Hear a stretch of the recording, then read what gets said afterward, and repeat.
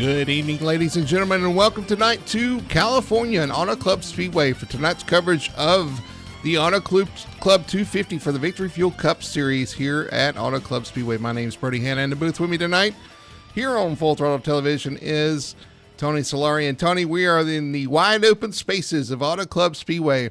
Really wide track, really fast track.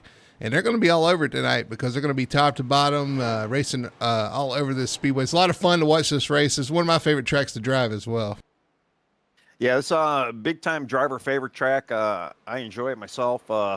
It's so sad that it's no longer in existence in real life, but fortunately, one of the beauties about sim racing is, and especially laser scanning, they were able to laser scan this track, and we still have it forever in sim, which is cool. But yeah, it is kind of sad that it is no longer in existence. Yeah, for sure. And like I said, it is no more in the real world, but luckily we get to enjoy it here in the sim as well for years and years to come. As these guys head off to qualifying, we've got a lot of storylines developing. We got a lot of new drivers in the field. We've got some ones that have been here a while, starting to stack up these points on top of the point standings. Let's look at the points as we come in here to Auto Club Speedway. If I can find it, we'll look at the series points here for the Victory Fuel Cup Series. Coming in, Richie Coy has a lead, but it's a slim lead, 4 points over Robert Fitzpatrick Jr. and Nick Alford in third. And I will tell you, after last week's race at Bristol, some of those guys did not have the runs they wanted. Coming in here, they're looking to make up some points. Yeah, last week was brutal for a few guys, but this week they have a little bit of a chance to kind of get that redemption back and make it up. It is pretty tight though. That top three and even the top four. It's going to be tight for these guys, but they got to hit their marks, get through this thing, 125 laps, hopefully get a victory out of this and keep propelling them in the points. One guy who was able to kind of drag himself back into this points battle last week was Brandon Fetterplace, currently fourth in points, 14 back. He came into Bristol, I think, 30 points back. But after last week, had a good showing last week. Robert Fitzpatrick Jr., Nick Alford not having the runs they wanted last week at Bristol really kind of tightened. And even Richie Coy, to be honest with you, involved in several instances, had a decent finish. But all that led to the compacting of these points. So the top four are all within 14 points of each other. So it should be a lot of fun. Looking at our schedule coming up for this series, we got Auto Club this week. Next week, Tony, we had the Talladega Super Speedway. And boy, that could shake things up as well. Oh yeah. Dega's always kind of one of those roll the dice as far as as far as the drivers go, because you really don't know what's going to happen. It's probably more unpredictable than say even like a Bristol or Martinsville. There again, you got to just stay clean. Hopefully, you got teammates to work with, and it's a little bit of strategy with a play track like that. Yeah, for sure. You see some of these guys rolling out to do their qualifying lap. We'll look at our race analysis tonight for Auto Club Speedway. You'll see. But this is a D-shaped oval, a 2-mile oval, big, wide track. A lot of speed to be carried. Tonight's stage is lap 55. They'll be racing in lap 55 for the stage and 125 laps total for the race. So the 55-lap stage, Tony, that's going to be interesting. That's going to require a pit stop between now and the stage break. We are fairly certain this week. Yeah, we never bothered to ask anybody about fuel mileage, but yeah, I believe they're going to have to pit, obviously, before that 55 run. I just don't think they could get around here at the 2-miler and the speeds they're carrying on one tank. Well, I did talk to Richie before the race, and he actually said that they can only do about 45 laps on fuel, or at least he could. Now, whether they stretch that out, I don't know, but you're talking 10 extra laps. I don't think that's going to be an issue, so there's going to be a pit stop in this first stage if we stay green. So 45 laps is the fuel, 55 laps the stage. We could see some interesting strategy in the first stint. Oh, yeah, for sure. And I mean, if caution comes out too with the big 2-mile track, some of these guys, they might be able to save some laps. But then, is it is going to be, do you really want to go in though and maybe even get those tires too and maybe save a set for later on? Yeah, it's going to be very interesting too. And I like the stage kind of, in that realm where there's going to be a little bit of strategy before these stages. So we'll see what these guys do. They've been surprising us so far, Mm-hmm. Yeah, and you talk about surprises. How many first-time winners have we had so far this season? We've had several. We've only had a couple, or maybe even one duplicate winner throughout the season. I'll have to look and get that stat. 9 races, 8 8 winners, I believe, and Richie was the only one to get 2 so far. So yeah, so it's been a very mixed bag as far as winners go, and that to me that's great competition, and it shows in the points as well. Yeah, for sure. Yeah, it's very, very competitive out there. Talking to some of the drivers, this is another one of those races where you're going to be drafting a little bit, and it's going to take a lot to kind of get things done here tonight. You're right, Richie Coy with 2 wins. You got Robert Fitzpatrick with a win, Nick Alford, Brandon Fetterplace, TJ Bartell, Bailey Gelinas, and Cody Porter all with wins this season. Kevin Ruff is the highest in points without a win, so he's looking to kind of get his name on that list as well. Yeah, I mean, Kevin's been showing some speed, up there in the points. There's a lot of good drivers week in, week out that we always talk about, and it's like they're starting to either find their niche or they're starting to find their speed and momentum, and it's showing week by week, and the different winners is proof in the pudding right there. Well, you think about these names that haven't won: Daniel Simmons, Jamie Knopf, Jeff Chandler. TJ's on the list. He's got his win. You got Wayne Grassi out there, Robert Malikian, Corey Atkins, all these drivers up there in points, but just haven't checked the box for a win yet. And this is a great opportunity to do it because, like I said, there's going to be a lot of things going here that can lead to a surprise winner sometimes. Oh yeah, for sure. And yeah, like you say that, I mean, that's a huge group of names that we're just waiting for them to punch that ticket at some point. And what is one name I said that hasn't won yet? Well, he's your pole sitter tonight. We're going to go through our starting lineup here for the Auto Club 250, the Victory Fuel Cup Series. On the pole tonight, in the number 31, that is Jeff Chandler in his Toyota. To the outside, the 19, that's going to be Richie Coy. Starting P3, another driver looking to get his first win. Almost had it last week at Bristol, the 06 of Daniel Simmons. Starting 4th is going to be the 3, that's Bob Fitzpatrick Jr. Starting P5, teammate to the pole sitter, that's the 28, that's TJ Bartell. Starting P6, the 42, that's going to be Kyle Milliken's Toyota. Starting P7, the number 01, that is Ray Lane. And to his outside in P8, the 39, that's Gordon Fraley. Starting P9, that's Cameron King, and the number 92 had a good run going last week. And starting 10th on the grid, that's going to be Brandon Fetterplace in the number 34 Toyota. And then starting 11th, we have Ryan Sharp in the number 79. 12th, Colby Neese in the number 9. Then we have 13th spot, Kevin Ruff in the number 99. Brian Dixon in the 03, starting 14th. Caleb Tippin in the 69, starting 15th. Jamie Knopp starting 16th in the 48. Ray Gill starting 17th in the 21. Nick Alford, I believe he's 2nd or 3rd in points, starting 18th in the 98. Robert Malikian starting 19th in the 16 car. Alexander Hodge starting 20th in the 53 car. Then we have Hayden Higginbotham starting 21st in the 29 car. Mason Hoffner in the 22nd spot. Then we have Colton Gum in the 23rd spot. Alan Duranko 24th. Corey Atkins 25th. Cameron Alberton 26th. J.C. Evans 27th. Brian Messer 28th. No, maybe not. Wayne Grossi's 28th. Then we have Vince Marshall 29th. Robert Fitzpatrick Sr. 30th. Alan Crowell 31st. And then you go back to Brian Messer in the 32nd car. So yeah, 32 cars tonight. Big field. 32 cars taking a green flag here tonight at Auto Club Speedway for the Victory Fuel Cup Series. Getting this one underway here shortly. They're going to do one pace lap. We'll get going green. Again, just a reminder, your stage caution, lap 55. The entire race will be 125 laps. You can see that in the ticker on the top right of our tower tonight with the Victory Fuel Cup Series logo there. And you'll see your driver and the gap between them and the leader. Tony, final thoughts before we get this one underway. Again, this is one of those high-speed drafting tracks, sort of, but then it flattens out in the corners. You can run high, you can run low. What are we going to see? Well, I kind of feel like we're going to have a fairly green race today, but I think the monkey and the wrench, or the wrench and the monkey works, or whatever the hell you want to call it.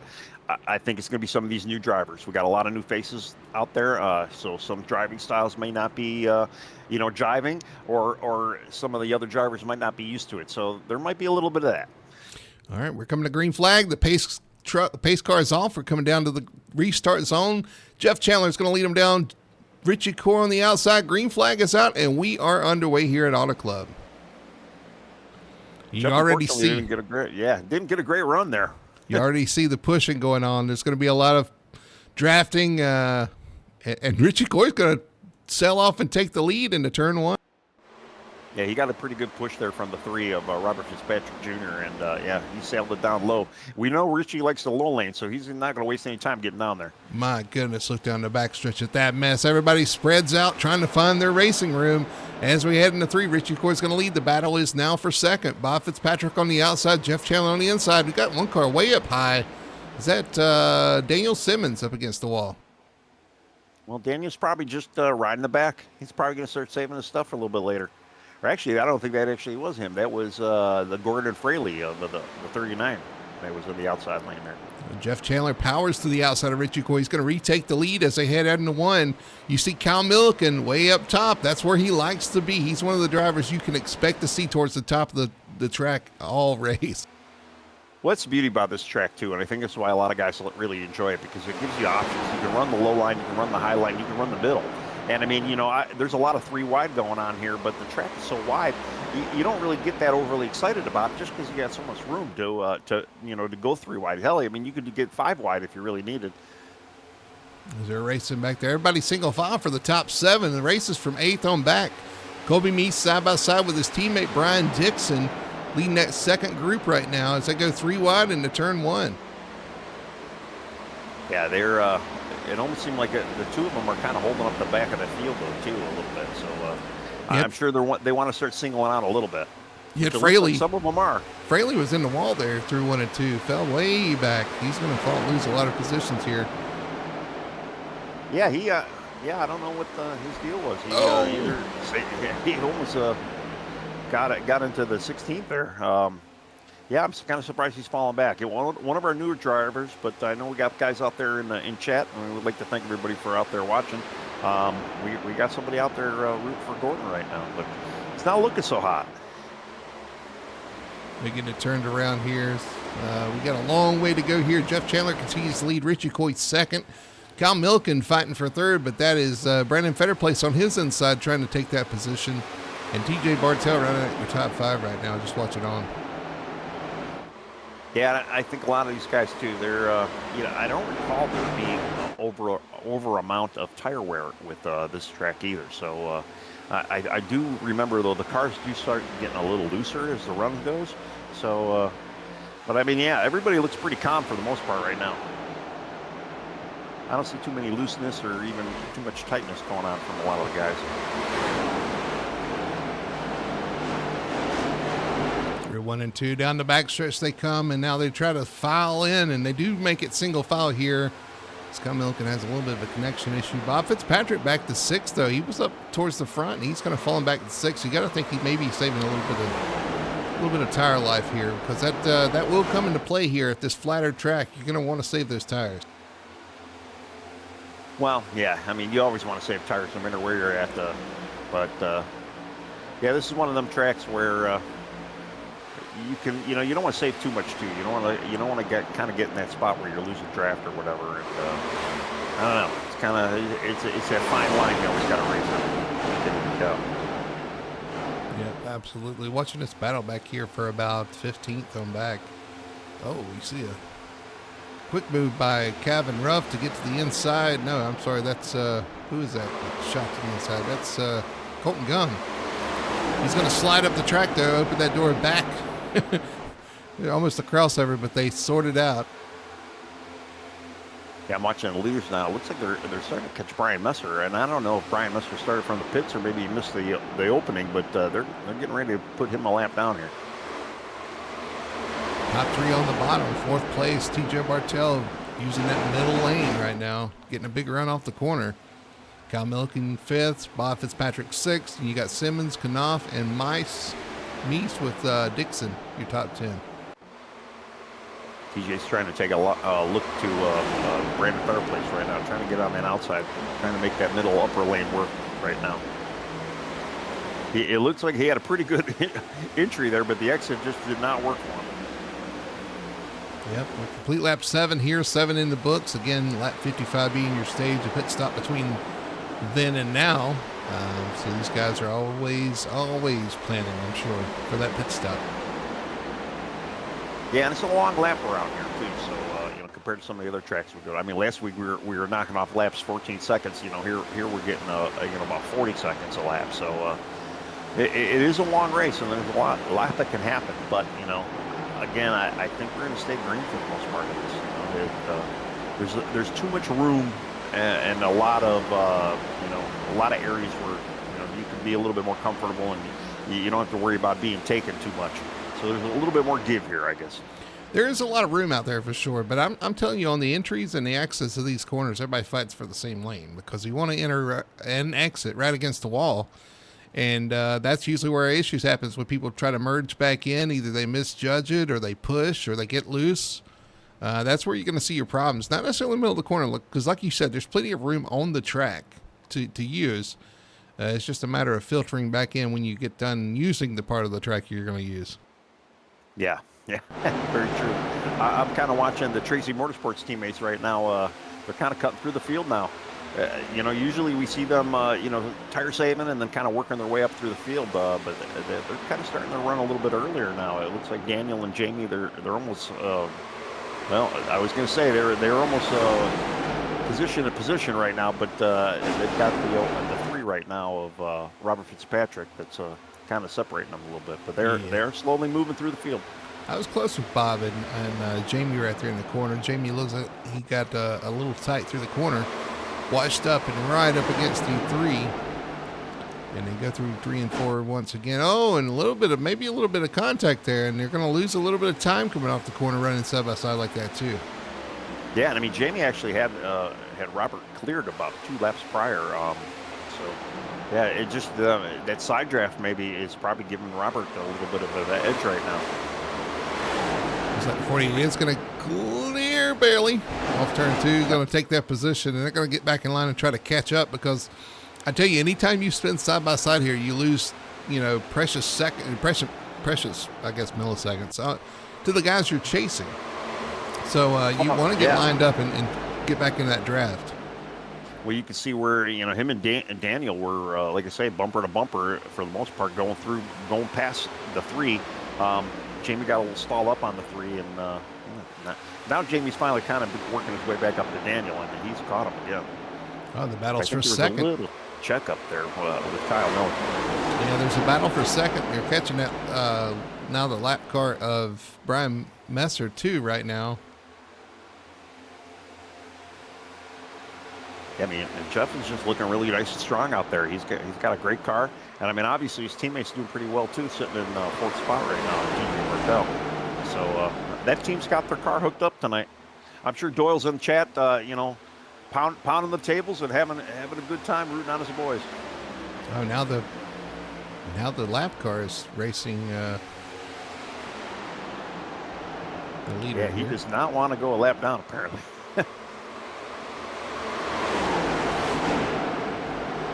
Through that, though, Richie Coy was able to get by Brandon Fetterplace. So Richie still holds it strong in second right now. Brandon's going to have to try again.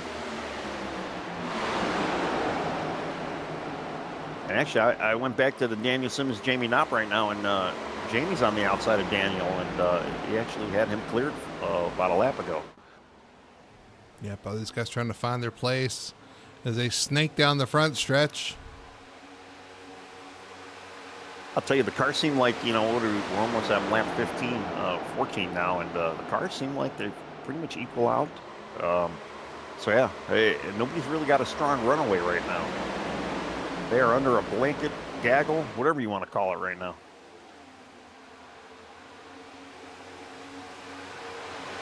They'll come around to complete lap 14 here of 125 for the Victory Fuel Cup Series, the Auto Club 250 underway here at Auto Club Speedway. Jeff Chandler continues to lead. Richie Coy chasing him with Brandon Fetter placing third. TJ Bartell and Kyle Milliken in your top five. And they're all right there under a blanket still as they head off into one. Yeah, I'm kind of going back through the field too, see what else is happening back there, and we got just a lot of stragglers, just kind of strung out. Colby Meese, and then we got Brian Dixon, kind of in their own no man's land right now. Then after that, you have Ryan Sharp, Kevin Ruff, Corey Atkins, and Gordon Fraley. Gordon was just tapping Corey Atkins' bumper there, giving him a little push, and. I don't know. It doesn't look like Gordon still got his car hooked up the way he wants it. He's under fire from J.C. Evans right now. But I'm keep scrolling through the field to see what's going on back here. But not too much excitement until you get to 20th or so, and that is a gaggle of cars right now. Back here for 20th all back. You're right. They are racing hard for those positions. A lot of the guys we talked about earlier, Robert Leakey, the 708 Grassi. So we've got a couple of guys in here that should be or getting close to punching their ticket for a win. Some guys we've been keeping our eyes on. Yeah, for sure. And what happened tonight? They just can't break free of this group of cars they have here. We've got 3 wide, almost 4 wide going on. The 52 is looking a little wobbly there. Up Cameron Albertson. 7 was close to the 69 as well as Caleb Tipton, Cameron Albertson, Ray Gill, all those guys back here. Close quarters racing. See, and I think a lot of this too is a result of being a little bit further back in the field with your qualifying set. Yeah, there were little jerkiness there on the 52 again. He's able to hang on to it though. But I think, with a large field like this, you get a couple car checkups, on the restart. And, it just slowly kind of works the field away. Ooh, we got a caution. And Richie Coy is involved. Yeah. He's already on the radio apologizing. So let's see what happens. Well, let's see what happened here.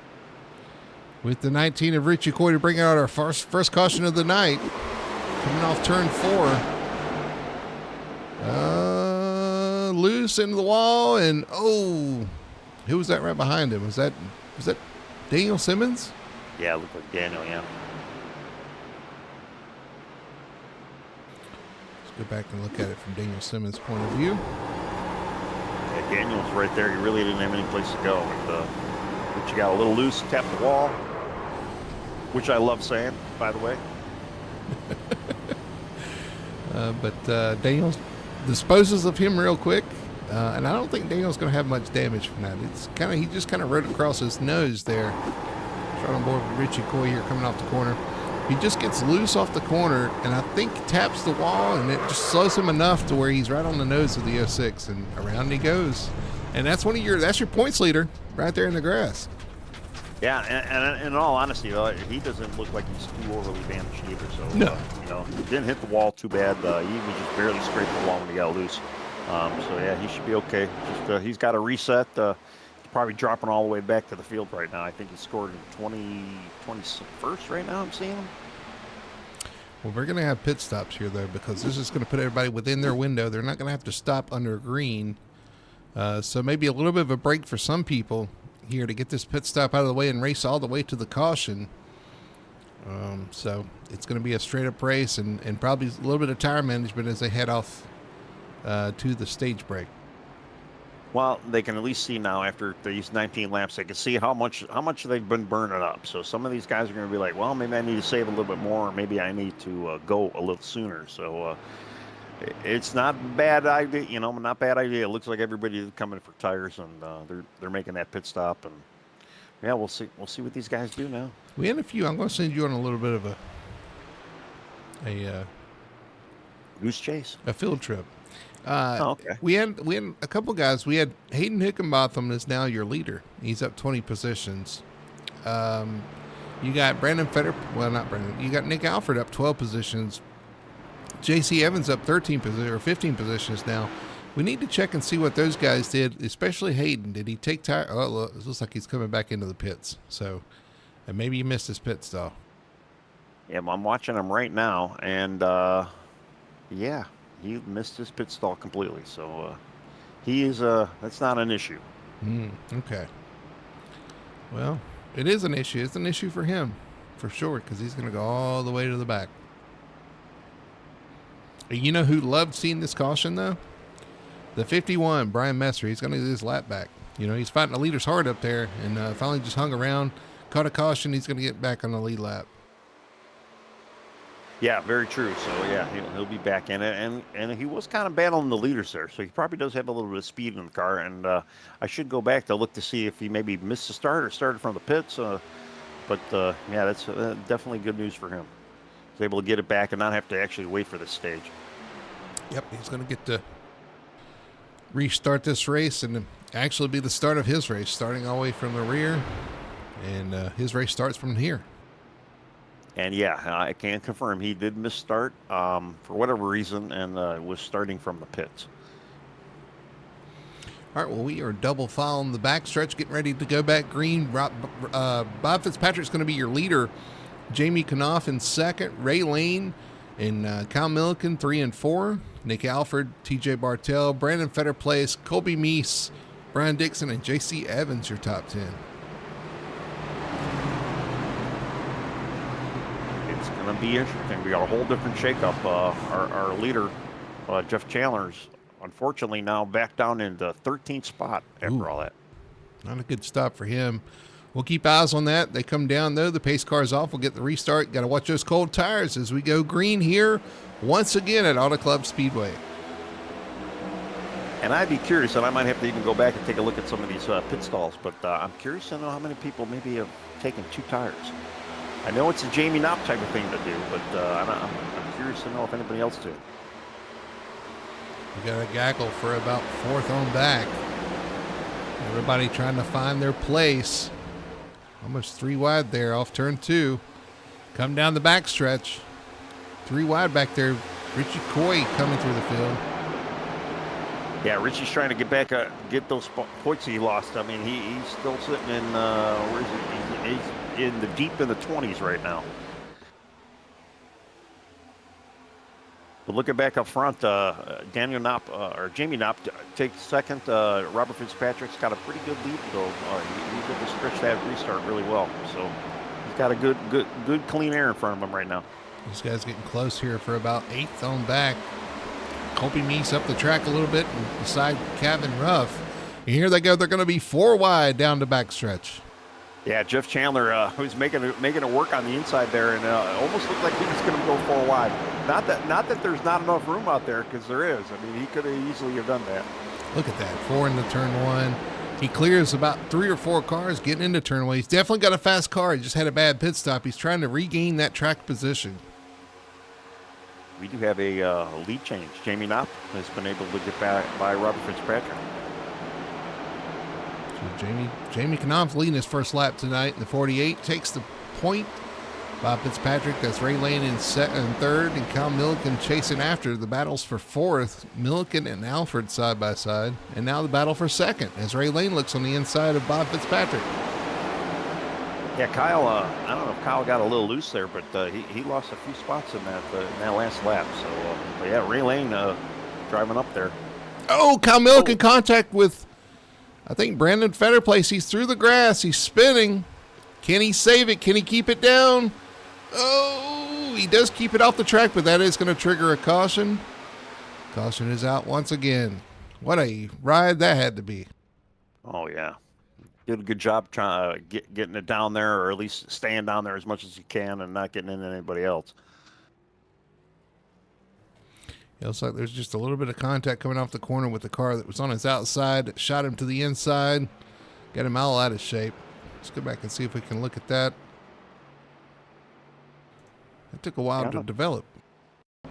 Yeah, and I'm going to kind of go back, too. I'm going to see if some of these guys, see how many guys actually maybe have taken 2 tires on that last stop.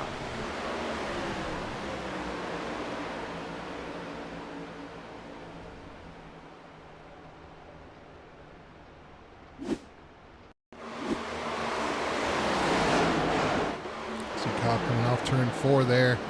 Contact with the 98. shot him to the inside and into the grass, tries to hang on to it, does a little 360, and then it starts shooting him towards the track. And he's like, no, no, no, no, no. He's trying to lock it down to the left and does keep it out of traffic and off the track. I do have to give him kudos for that because that's not easy to do in this car. No, yeah, it's week in, week out. We say it. These cars are very hard to save. So if you can make a save out there and keep the car pretty clean, you did pretty well. So 98 may have got the wall off the corner there, was checking up and got a little tight. And Kyle got into him a little bit. But, well, I hate it for the grounds crew. That's a lot of grass to repair there on the front stretch. Well, compared to the current atmosphere of the Auto Club, it's probably not that big of a deal. Well, true, but yeah. And I still haven't even heard. Are they turning it into a short track? Or is that plan still? No, I think it's on pause. Even happening? Right. Yeah. Last thing I heard is it's on pause because of the current economic climate. I don't know. Got my own views on all that, but yeah, I mean it's sad because this is again, like we said too, this is such a favorite track of some of the drivers. I mean, I know even in real life a lot of the drivers really enjoy this place. It was actually a lot of fun when the cars had horsepower. This was a car you could kind of stretch your legs there with that horsepower and really haul off into turn one. I remember seeing 215, 218 miles an hour off into the corner. That's yeah. That's good times right there. Yeah. I mean, this track actually had one of the highest speeds compared to Indy as well. But yeah, this was again, it's sad. I guess we got to wear a black armband or something when we come to this place from now on. Yeah, IndyCar was a lot of fun to watch here too. Unfortunately, had a few tragic accidents, including the one I saw live with Greg Moore on the backstretch. Man, that was a terrible, terrible crash. But it was sure exciting to watch these cars go around the track, or the Indy cars go around the track. Even the NASCAR stuff put on a good show here. Yep. Well, it's a great track. I mean, a lot of room, a lot of speed. And no restrictors. So I mean, yeah, what's not to like about it, right? The only thing we have close to it now is Michigan, and Michigan's fun, but it's not Auto Club. Yeah, a little more banking at Michigan. It's very similar. It's a 2-mile track. Both were owned by Roger Penske at a time, at the time, and yeah, so they were developed similarly for a reason. They put on good races. So, yep. But we are 2x2. We're getting ready to go back green here again. Lap 27, racing lap 55 for the stage, and we're getting there, I guess, fairly quickly. We'll get there here in just a few laps, and we'll see who takes on the stage win, and we'll reset and we'll race to the end, and that will require a pit stop from there forward as well, Tony. So that's going to be a little bit of fuel strategy, a little bit of pit strategy from there forward to when do you pit. It's one thing with the larger fields is, boy, if you mess up your pit strategy, you can get buried in the pack. Oh, well, yeah. I mean, yeah, especially to the size of the track. And I mean, there is a bit of draft element here too. So, I mean, do you want to go in with a pack of guys like you would, next week when we're at Talladega? So, yeah, we'll see how it plays out, I guess. Jeff Chandler's still trying to dig his way out of an issue on pit road as well. Any of those pit miscues even cost you a lot of time. He dropped 11 positions. He's down 11 positions now. Dropped farther than that with just a pit miscue. So he's trying to dig himself out, as well as Richie Coy back in 19th right now. But Jamie Knopf leads. The pace car is off. We're going to get back green flag racing. Jamie takes the high side. Ray Lane on the bottom. Green flag is out, and we are underway. Jamie gets a great run. A little bit of checkup, though, on that restart. I see that. Yeah, I was watching. Everybody makes it through, though, as we get back rolling. I'm kind of looking at some of the notables. We were talking about Wayne Grossi not too long ago, and he snuck his way up in he must have had a good pit stop, and he's up in 13th spot right now. I mean, definitely better than the 20s we saw him in earlier. But yeah, there's a few guys even too. Robert Malikian, he's at 17th now. So some of these guys throughout some of these pit motorcycles have been able to make some spots. One guy that's notably lost a lot of spots is Daniel Simmons. He's down to 19th right now, so I don't know what happened to him and how he got. I mean, I know unless he went in for some of that damage repair when he got in that contact with Richie. We're back completing the lap here on the green. Which Nick Alford battle, Brandon Fetter place, Bob Fitzpatrick here, Gordon Fraley up top again, and losing some time by being up there at this point. Yeah, they were close. They almost got four wide. Colby Neese and Wayne had a little contact there. Yeah, absolutely. That's a little door check down the backstretch. Yeah. I'm just watching too. I mean, there is not a preferred line right now. I mean, everybody's kind of all over the place, which is probably why a lot of these guys really like this place. Well, it's a driver's I was going to say it's a driver's track, and a driver's track is a track where you have options. You can go to different places. If the guy in front's running on the bottom, you go to the top. If the guy's at the top, you can run down the bottom. You can even run through the middle, really, if you want to. If you got two guys in front of you, run top and bottom, you can shoot the gap. It's just a lot of fun to be able to race and kind of choose your own lane as you get to the corner. The problem is you run into an issue when the guy you're racing chooses the same lane. Yeah, that's very true, and we're seeing a little bit of that now. I mean, I ain't gonna lie, and I haven't said it yet, but things are starting to get a little spicy out there because I see a lot of guys. It's a boggle of car numbers though that's been shuffled through this field. I mean, right now I'm looking at Jeff Chandler getting under Robert Fitzpatrick Jr. right now for 8th and 9th. And I mean, Robert was leading this race not too long ago. Jeff was leading this race, beginning of this race, and it's just been the numbers have been shaken up quite a bit. He's coming through the pack there. The two of Alan Durango starting to make some noise too. Currently fighting to get into the side of the top 10, following TJ Bartell there. The inside, it's the 09 with JC Evans coming close to the side of the two with Daniel Simmons on the inside. Yeah, and Alan had a great run last week. Almost punched his ticket, and it's good to see him continually just getting better and better every week, it seems like. And just another name we've been talking about. I tell you, we got cars all over the track. Through the corners, it's so fun to see everybody choosing a different lane, running the turns differently. But like I said, it's tough though when you get off the corner and everybody's fighting for that one lane, that preferred lane coming off the corner. Yeah, I was just watching Richie Coy right now. He was kind of stuck behind. Oh, he's loose again. He got a little help there. He keeps it straight. Let's see if he can rejoin without any issue, and he does. Kevin Ruff kind of got into the rear quarter of him, but I was watching him. He had nowhere to go, and then the C's opened up. The corner hits, and he was able to kind of make a movement down the middle. And then unfortunately, he got a little help there going around. Oh, he did. Oh, yeah. But he saved. I can't believe he saved that. I mean, he was really sideways there coming off the corner.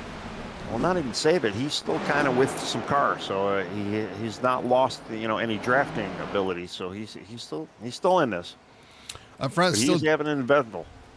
Still Jamie Knopf up front in the 48, the 01 of Ray Lane in second. Nick Alford third. Brandon Fetter placed fourth. Couple of teammates there, and then Ryan Sharp up to P5. Ryan's had some really good runs. He just hasn't been able to close it out for whatever reason, but he's always kind of one to kind of keep an eye on. Has a good run. Just got to finish it off.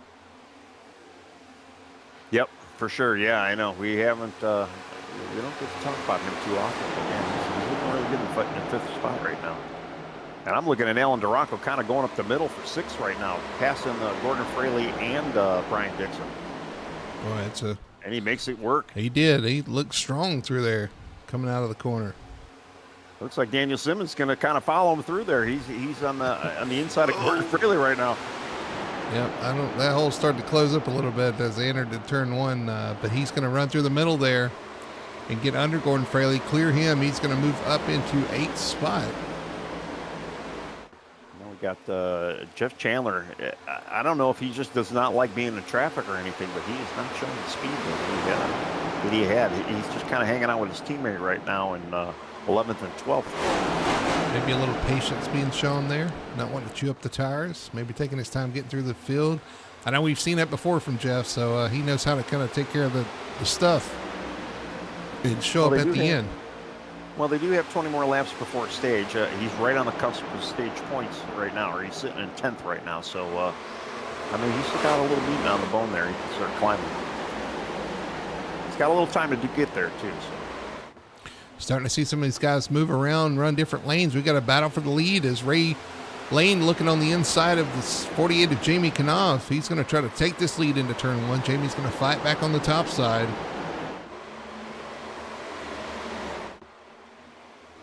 Momentum off the top is going to carry the 48 beside Ray Lane, and he is going to continue to lead. Ray unable to make that pass work yet. I mean, that top lane is pretty strong. And, you know, you think too, Jamie might try to get down low enough so he can kind of side draft him, and he's really only getting that side draft kind of in the straightaway, but he's able to clear him now. Will Jamie stay in that upper lane now that he's got the inside line? Oh, he goes all the way down the middle of the track this time. And they almost kind of swap positions. Ray goes up to the tall side there. Things starting to change here as far as what lane you want to run. So the 48 up high, Ray Lane in the middle. You got the guys behind them are running the bottom and trying to close in. And Daniel Simmons, where did he come from? He's fighting for third right now on the outside of Nick Alford.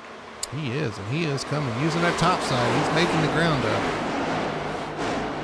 Well, and equally so, Jeff Chandler kind of got the boogie machine moving now. He's up to 8th, so the two of them were pretty much side by side not too long ago, and now they're both kind of cutting through this field, getting back up there. All while Jamie Knopp is he's still hanging that high line and staying out in front. As the balance shifts and the tires wear out, you're going to see these guys start using the top more and more, and I think everybody's kind of migrated to the top for the most part, although you see Nick Alford in the 98 still running that bottom with his teammate, the 34, Brandon Fetterplace, behind him. Yeah, it looks like Brandon's almost giving him a little bit of a push there. Come on. Trying to help him get up there. Bump drafting at Auto Club. And why not, right? We'll practice it for next week. But I don't know. If I was Ray Lane right now, I'd be worried about the Tracy teammate because Daniel is just getting closer and closer and closer. There, Ray Lane's going to look to the bottom, though, try to make that pass one more time on the bottom. 48 stays high. The 06 stays high behind him.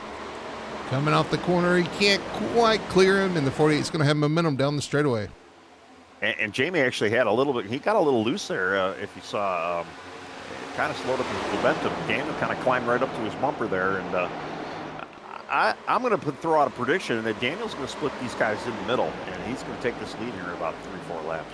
Daniel really has a quick car, but he's going to push right now. Teammate, the 48 of Jamie Knopf, they're going to line up nose to tail to push by, and they do both clear the 01 of Ray Lane.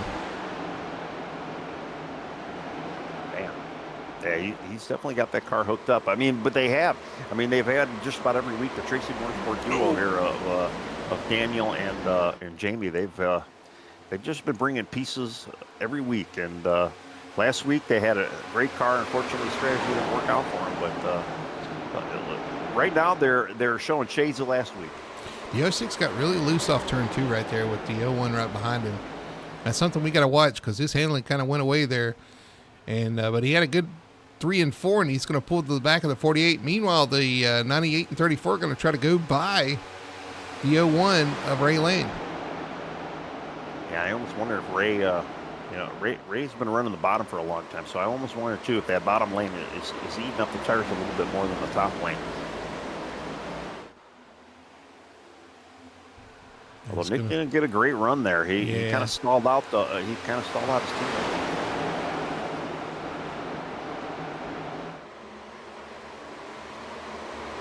Just watching these guys race, trying to find the best way around. The 98's going to clear, going to slide up in front of Ray.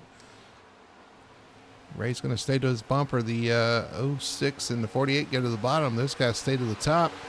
Everything's starting to, I don't know, it's like a slinky or like a, they're kind of coming back together, all of them, the top 5 here, top 10.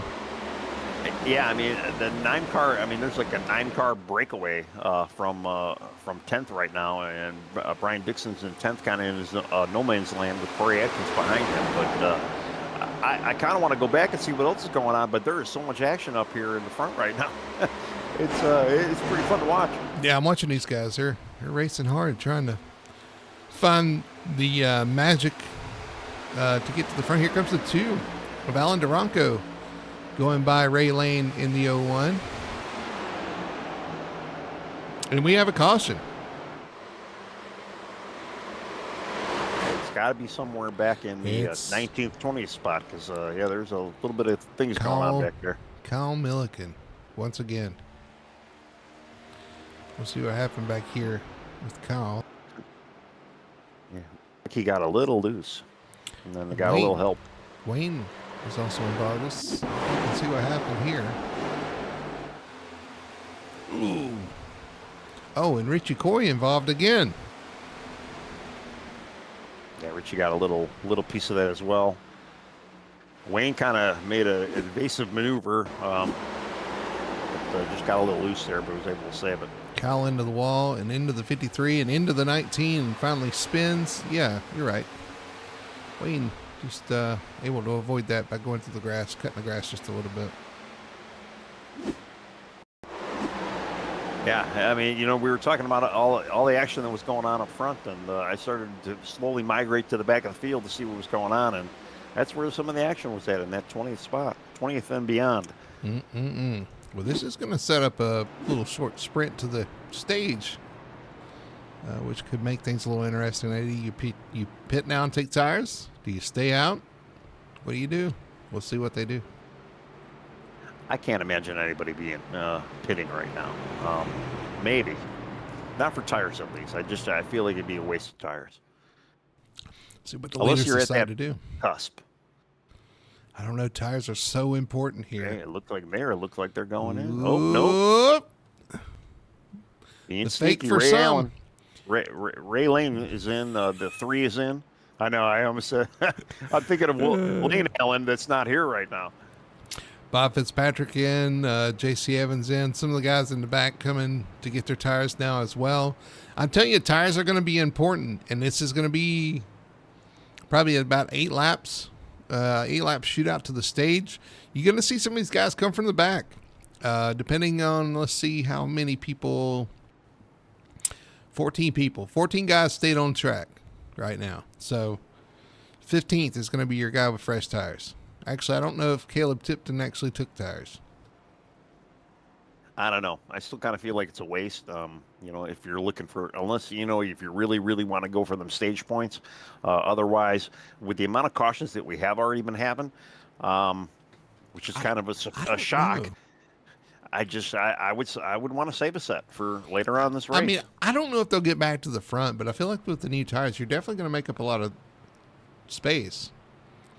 Right, but you got to get in that top 10 to make those to get any points. So I mean, is it really worth it? On the apron here, and now up against the wall.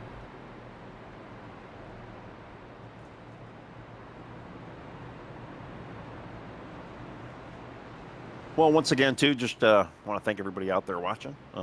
Heidi-ho, everybody, and good to see you guys all out here. And hopefully you're enjoying the race as we are. It's been looking quite fun already.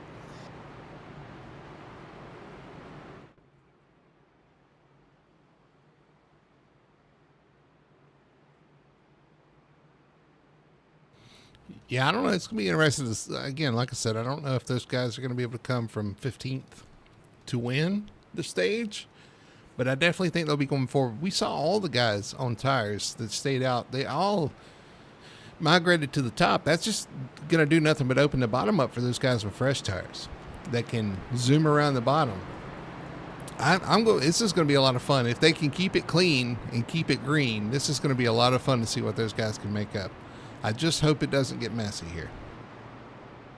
Right.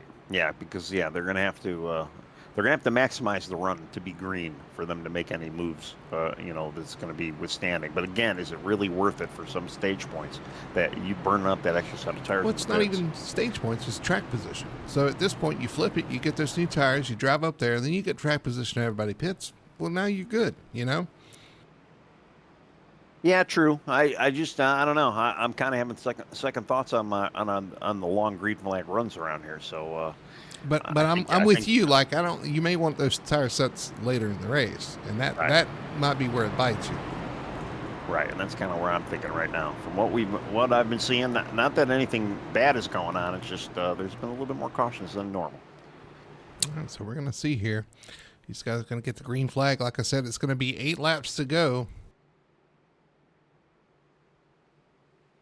It'll be a shootout. Actually, it would be 7 laps to go.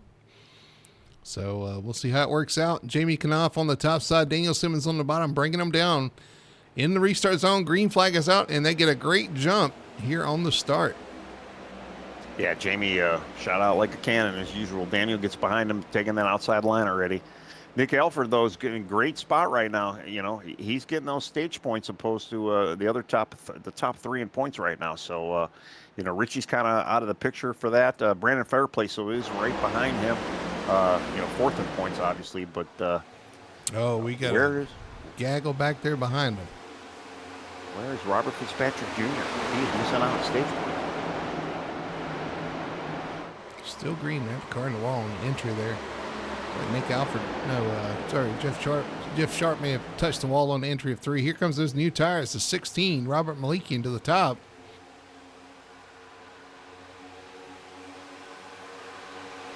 Yeah, that's the fun part, watching some of these guys tear through the field on these newer tires. Jeff Chandler on the bottom. They are 3 wide as they come through. We're 4 wide. Corey Atkins almost, he kind of scuffed the wall there a little bit, slowed down that momentum. See everybody scattering for position here. Top 10 pay, and these guys are just trying to get it. And there is a gaggle. Wow. 3 wides all over the place. 4 wide. 4 wide now, 3 wide down the straightaway. Corey Atkins looks to the inside, takes those couple of positions there. All this Jamie Knopp still out front. TJ Bartel. TJ Bartel scuffing the wall there through 1 and 2. Things get a little tied off turn 2 there. Well, the track is so big, but yeah, you want to use every little bit of it you can, and you do find the wall here. I know I do. I find the wall everywhere, but this is definitely one of those tracks that happens. Here comes Corey Atkins to the inside of Jeff Chandler. 3 wide down the straightaway with Robert Malikian on the outside. This is your battle for 7th, 8th place, I think. Yeah, Jeff Chandler showing in 9th right now, and he's actually getting passed by Richie Coy. Yeah, Richie with those new tires, trying to make something happen here. He cuts through the middle. Ooh, Ryan Sharp gets a little loose right in front of Richie, too, but is able to hang on to it. No fuss, no muss. Oh! Kind of comes up the track. They touch a little bit, bumper to bumper. Richie's going to go to the bottom with those fresh tires, trying to make some things happen. Corey Atkins following him. He's also got the fresh tires. Jeff Chandler falling back a little bit. We got a 3-way battle for the lead right now. Ray Lane Alford got on the inside, and then Ray Lane kind of snuck his way up on the far bar inside. Jeff and I don't look now, but Richie Coy's up to 7th. He's right there in the same picture with these guys. I wasn't sure if Richie did actually get tires, but I would assume he did. It looks like he did. But and then you got Corey Atkins kind of flying through the field. Oh, contact there with him and the 2. Alan Duranco. Yeah, Corey had a run, but he didn't really have anywhere to go with it, sadly. Ooh, we got a little bobble. Oh, the 98 goes around. We got a caution. We got a bunch of cars spun on the front stretch here. And that's going to do it for the stage.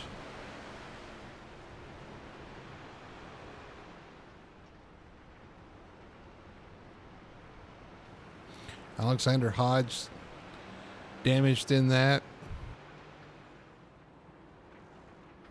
The 03, Yeah. Brian Dixon. Yeah, going back, it looks like the 3 of Robert Fitzpatrick got a little loose. Maybe kind of scared the 79, and 79 kind of checked up a little bit. Got loose himself, and that kind of was the catalyst to starting all that.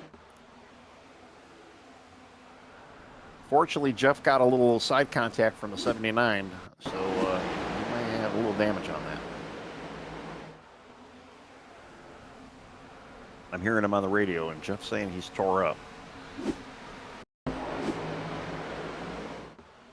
Although looking at his car, he doesn't look too bad. But was he the one that got hit towards the end? He got wall?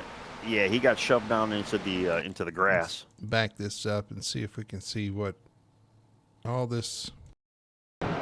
He saw he made an evasive maneuver, but then the 79 just kind of met him where he was. The 3 of Fitzpatrick's. Oh, and he gets a little loose off the corner, and then the 98. Is that the 98? No, that's Ryan Sharp. Yeah, 79, right. And the 79 gets loose behind him. Yeah, like I say, Ryan looks like he just got a little, he just checked up a little bit, and the car just got loose from him getting off the gas. Oh, and his back end went up and got the 03, who turned him down into the 53. And it was a mess from there because they are still on the track on the front stretch and a lot of cars coming through. I don't know that anybody really hit them, though. Looks like everybody missed him for the most part. Oh, TJ Bartell did not.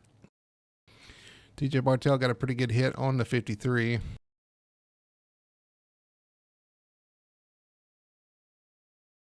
Yeah, a lot of cars seem like they missed a 53, but yeah, fortunately TJ did not.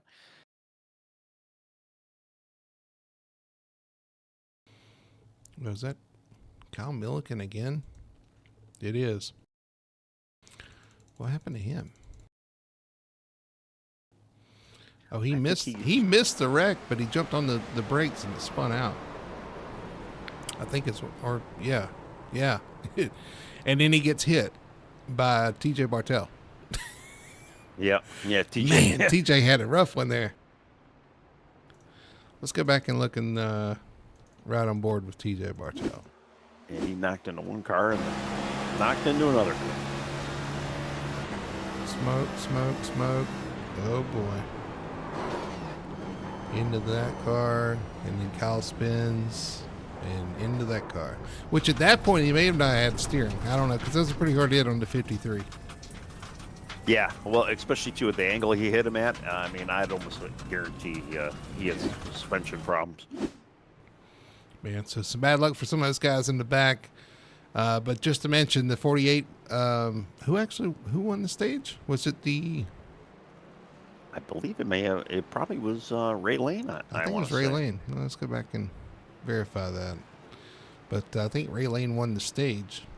And they are double file. We're getting ready for a restart. Whole new group of guys out front now. You got Kevin Ruff and Bob Fitzpatrick first and second. Caleb Tipton, Gordon Fraley, Wayne Grousey, your top 5. Yeah, right. Yeah, watching that caution. Ray just eked him out. Eked out Jamie Knopp there by barely a bumper. That'll be good points for them. Good points for Jamie and Daniel and all those guys who stayed out. They were able to hang on. Although Richie Corbett was able to make up spots, but now he's back to 12th once again. These guys, some of these guys, I wonder if did they stay out? Did they take 2 tires? Yeah, I can go back and look, but I don't know. I don't think anybody really has taken many 2 tires right now, and I think somebody even like a Richie Coy probably went and maybe got a little bit more damage fixed. So there might be a little bit of that. There is a little bit of beating and banging out there, so I can't imagine some people are 100% clean. Well, when your car comes home, it looks like you've been to Bristol and you've been to Auto Club. It's been a rough race. That's true, yeah. All right, well, we got a whole new front road. We did. Kevin Ruff leading them down. Bob Fitzpatrick second. Pace cars off. We're getting ready for the restart here at Auto Club. Racing to the end, lap 125. We are on lap 59. Green flag is out, and we are back underway. Kevin gets a great run. Jumps out to that, in that outside lane. Very strong in the outside lane, especially on a restart. So head off into turn one. The battles for second on back as Kevin shot out of a cannon. The one guy I'm kind of watching right now is Gordon Fraley. He, we noticed he was having a little bit of trouble early on, kind of staying on the outside, but he's been able to work his way back up into the top 5 right now. So actually, he's fighting for that 5th position right now, and it's a losing battle with Daniel Simmons. Actually, I shouldn't say that. It is 5th spot. They're fighting for 4th, rather. Sorry. So he's getting passed now by Corey Atkins. Yeah, watching Bob Fitzpatrick, he kind of went backwards on this restart, and he's done that about every restart. His car just does not fire off like some of these other cars. Well, I think a lot of the trend that I've been watching him over the last few races here, he kind of likes to relax a little bit, kind of baby stuff, kind of save some of them tires, and usually shows up towards the later end. But we need to have them green long flag runs for that strategy to work out. Off into turn 3, the battle for 5th on back. That is Corey Atkins behind the battle for 3rd. That's Daniel Simmons, Caleb Tipton side by side for 3rd place. Tipton in the blue and yellow. And Daniels will slide in behind him in that white number 06. Yeah, they're all singled out for the top 10 right now. We got a little, or the top 9, I should say. There's a battle for 10th right now between Richie Coy and Nick Elford. They're kind of side by side there for a little bit. They're side by side for 3rd, side by side for 5th. Everybody's trying to use those new tires when you got them. Yeah, but do you use them? Knowing that, some of you guys might not have an extra set of hits as well. And this is the longest part of the race right now, and there won't be a caution, if there doesn't need to be. So this is the time to save if you're going to save. Corey Atkins comes off the top down the front stretch. I was laughing. You give the 06 a little bit of a shot, just trying to get him going, and it worked. He got out in front of Caleb Tipton, so he's going to take over P3, but now Corey's beside Caleb trying to take P4. Yeah, Corey's been looking pretty good this last 20-30 laps here. He's been really cut through the field pretty nice. So let's see if he's got the chops to stay up there. 3 wide off turn 4. That's tough. Everybody holds their own, though. Those new tires, you're able to make that work a little bit better with new tires. Old tires, you start sliding up the track, and you're just holding on, hoping you're not sliding up too far. So are you saving any? I mean, we're still pretty early compared to that stage. So right now, like I say, this would be, if you know how to save, this would be save, save, save. Gordon Fraley gets a little piece of that wall there.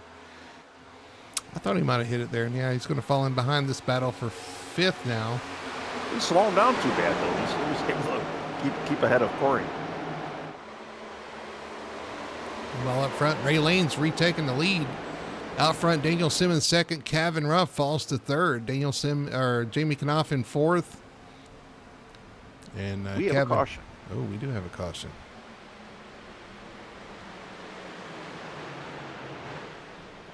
Oh, we got another wreck off turn 4. Higginbotham involved. Robert Malikian involved. We'll go back and see what happened here.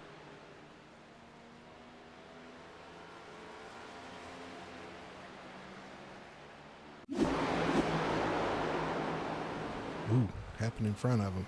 Let's see what that. Robert, you have to look at Robert there. It's something we've talked about all year. How hard this car is, and the weird thing the car does. Boy, I bet Higginbotham didn't see that. Was that who he hit? Hayden? No, it was Brian Messer. I bet Messer didn't see that coming at all. That was a violent hook there. Off the corner, he gets loose actually right in front of the 51 and then turns right up the track and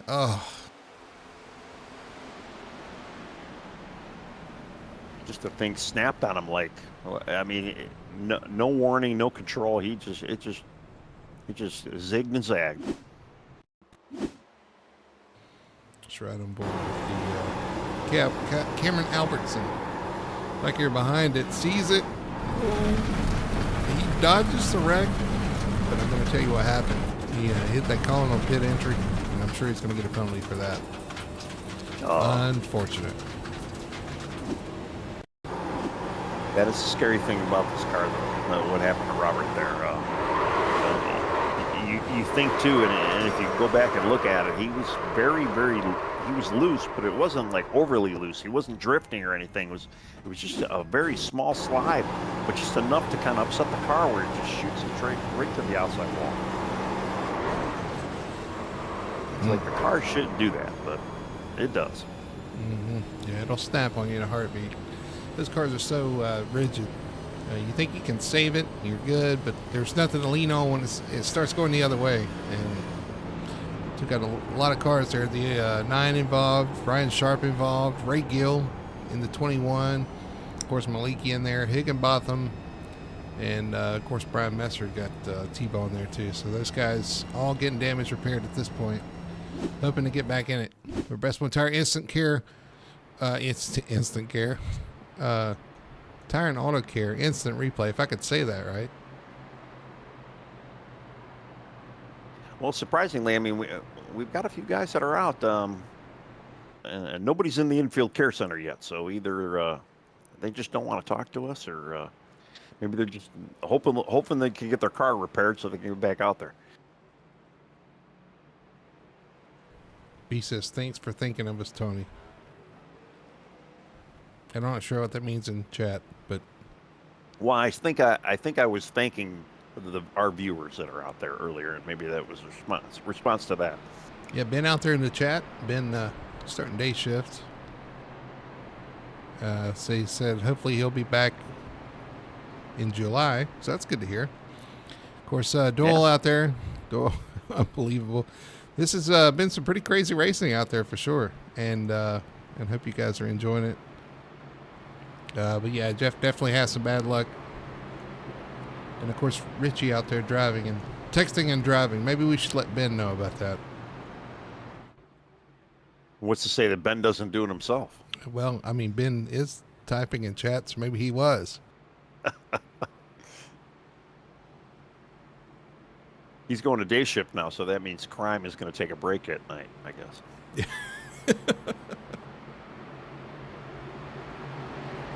Hope you guys are enjoying it, though. It's been entertaining so far, for sure. Lap 64, 125. We're getting there.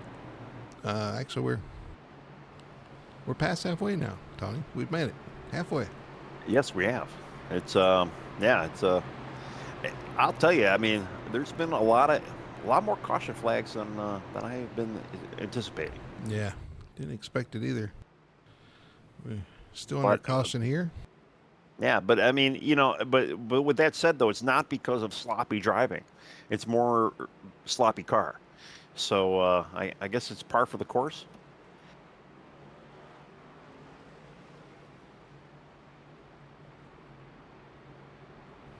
Yeah, I mean, well, that could have turned this track into a golf course, I guess. Yeah, maybe. Yeah. I guess yeah. It's housing development or something they're doing? No, there's an Amazon warehouse in turn 1 and 2 now. Or some kind of warehouse. Huh. Right where the cars are right now. Yeah, the cars right now. Another warehouse. Racing through a warehouse. All right, so we're getting stacked up, getting ready to go back green flag racing here at Auto Club Speedway. Pace car lights are off. Everybody double file. And getting ready for the restart. Yeah, and again, we got a different front row. We got Ray Lane, and Daniel Simmons on the front row. Caleb Tipton, who we haven't really talked about much, but he's been kind of hanging out in there in that top 5, top 10 area for most of this race. They're looking pretty sharp. It's that throwback Lowe's machine on the outside of blue and yellow. On the inside of him is going to be the 40 of Jamie Knopf, who we know has been quick all race. And teammates are lined up inside the 06 and the 48. Pace cars off. We're going to get ready to go back racing here at Auto Club Speedway.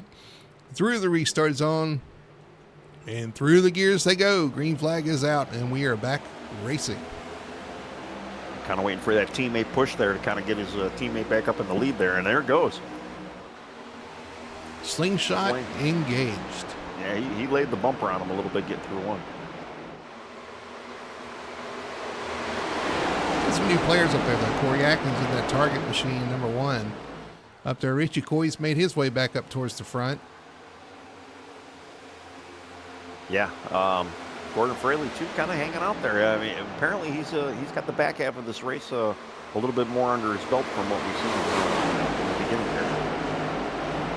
Yeah, Brandon Fireplace right behind Gordon, moving through the field, and Wayne Grossi in 8th right now, fighting for 8th with Alan Duranco. Yeah, Duranco doing a good job right there too in the 2 car. You know, he's had some bad luck, had some good runs, and then had a bad luck. He had a really good run going last week at Bristol. Unfortunately, didn't quite work out. Oh, we see. Is that Gordon Fraley way to the inside off the corner? Yeah, they were 3 wide there. Brandon Fireplace kind of got on the inside of that 3 wide. Richie was on the outside. Gordon kind of meat the sandwich, and I don't know if he just didn't realize how much space he had there, but they touched. No fuss, no muss, though. Everybody kept it straight.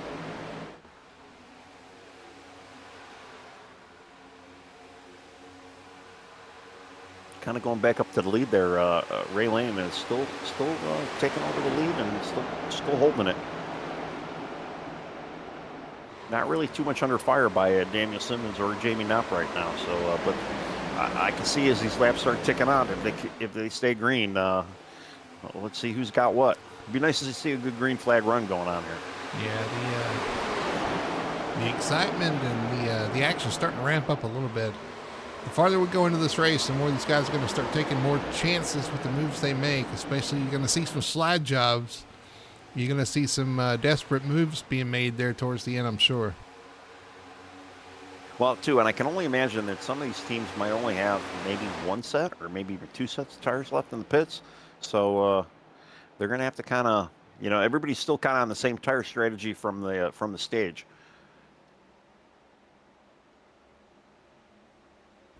Corey Atkins still hanging around the top 5, up 21 positions. Started 25th. He's up to 4th. Right in front of him, Jamie Knopf started in 16th. He's up to 3rd. Well, and every now and again I get to talk to Corey, and sometimes he says his aggression's a little bit too high or whatnot, and he's not really looking overly aggressive tonight. He's kind of calmed down to a certain extent, just letting the car come to him, and it's paying off for him right now. So he's just got to keep doing what he's doing, and just drive the track.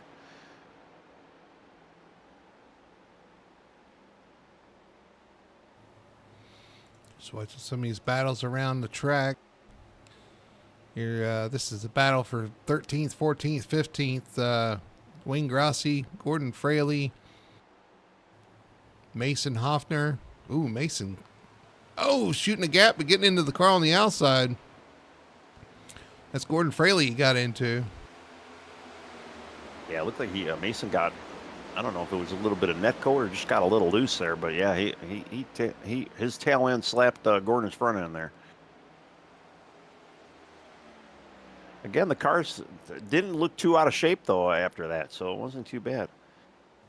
He's going to clear him. He's going to clear Wayne Grossi as well. Wayne's under attack from Kevin Ruff, who gets a push from Gordon Fraley down the backstretch. You can see how much that helps. They just completely clear it. Fortunately, Gordon looked like he kind of tapped the wall trying to get off of him there. That's the one thing about this car, and we're going to see a lot of it next week too. Once you kind of attach to the car in front of you, it's a little hard to kind of get off the car. You know what we missed? The 06, Daniel Simmons to the front. Daniel Simmons takes the lead over Ray Lane. He's going to be leading. Corey Atkins in 3rd, and Jamie Knopf battling with Brandon Fetterplace for 4th. Man, you might want to go back and look at that Daniel Simmons. He made a cut down the tri-oval and just made it work. He had a hell of a run there. He almost gave Ray a little bit of a push. Ray just tapped the wall a little bit, but Daniel went super low and was able to kind of clear him with that slide job you're talking about. So it happens down the front stretch. There goes the 06 to the bottom. It's a replay of the pass for the lead. All the way to the apron, shortcutting the front stretch as much as you can, and back up in front, he gets the pass done down the front stretch. Yeah, it was pretty slick move there, Daniel. Nice job. Ray's not going away, though. He's using that top lane, going to get a run off the corner. Corey Atkins right there behind him, getting a push from the 48 of Jamie Knopf. Well, I think Ray kind of learned that lesson early on, staying too low, too long, and it kind of hurt him in the opening, laps here. And he's been kind of staying middle to the high lane now to kind of maybe preserve some tire or whatnot. And I know we're seeing a lot of the guys tap that wall in the entry of 3. That wall kind of sticks out a little bit now with that safer barrier when it starts there. We've seen a lot of guys kind of catch that on the entry. It's really easy to misjudge that because it does kind of stick out there as they enter the corner. Yeah, Corey Atkins kind of wide battle for the lead. Corey Atkins on the bottom, Daniel Simmons middle. You got Ray Lane on the top.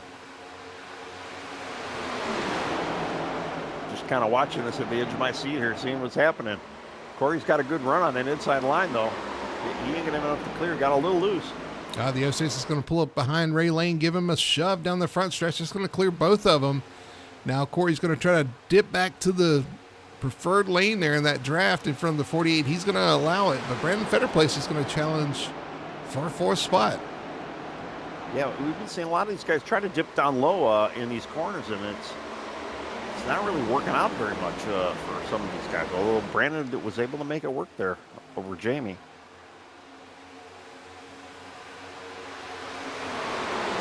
Corey's kind of taking a look on Jamie now.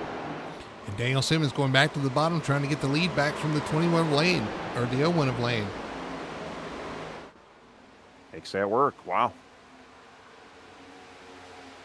He kind of, when he didn't really go all the way down to the bottom, but staying in that kind of upper middle lane is the money lane, I guess. Look how close they're packed on top of each other, especially down the straightaway. Just nose to tail right there together. You see Brandon Fetterplace trying to shoot the middle there. 21. The 1 is going to cut that off, and that's going to move Brandon Fetterplace to the bottom, 3 wide. Nope, he thinks better of it. Brandon had such a run there. I almost thought he was going to shoot for the lead there for a second. All this is happening, though. The 5-car battle turned into a 6-car battle. Now we got an 8-car battle up in front here. This is wild. And you got to get the good while the goods get. What's the saying now? Sound like you now. Yeah, when the going gets tough. No, that's a whole different. No, that's a different one. Got to get the good out of the tire while there's good to get. I don't think that's not the same. No, Ray got a little loose there. Jamie tried to get underneath him. Some of these cars, they can make that lower line stick, and some of the guys can't. It's going to be tight there as the 48 doesn't go to the bottom. Ray Lane goes to the middle, then falls in behind the 06, and that arrow push off the corner, that's another thing we've got to mention. You ride in the same lane as these guys coming off the corner, your front end sometimes will just take off, especially off turn 4. I've felt it, I've witnessed it before, and so these guys are well aware of that, doing a great job racing with that knowledge, knowing that if you come off the corner right behind somebody, there's a good chance your car's gonna shove. Actually, I saw that happen to Richie Coy the lap prior. Yeah, he was trying to get by Jamie Knopp at that point, and just couldn't make it. Got a little push, kind of set him back a bit. But now Richie's in that very, very low lane. You got a couple of guys down there, him and Brandon Fetterplace as well, trying to make that low line work. Wasn't quite able to clear the 1 of Corey Atkins, but now he's going to get some drafting help with the 48 pulls out, trying to get past the 01 of Lane as Daniel Simmons continues to lead.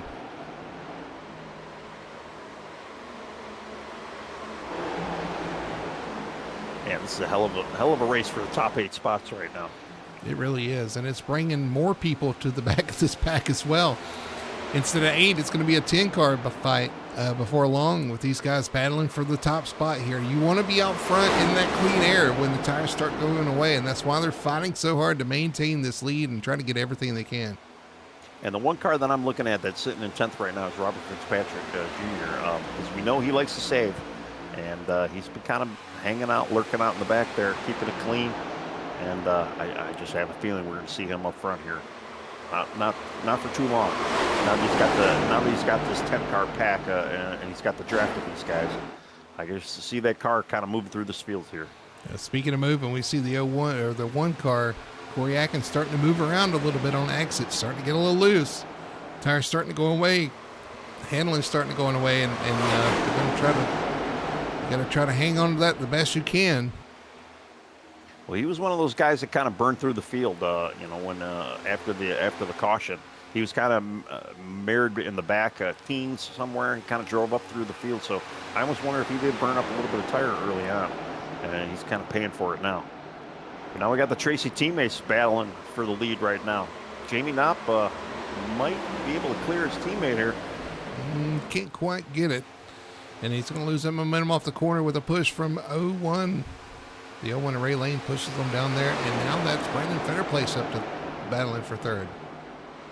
Ray Lane kind of takes that inside line now, trying to get that lead back from Daniel Simmons.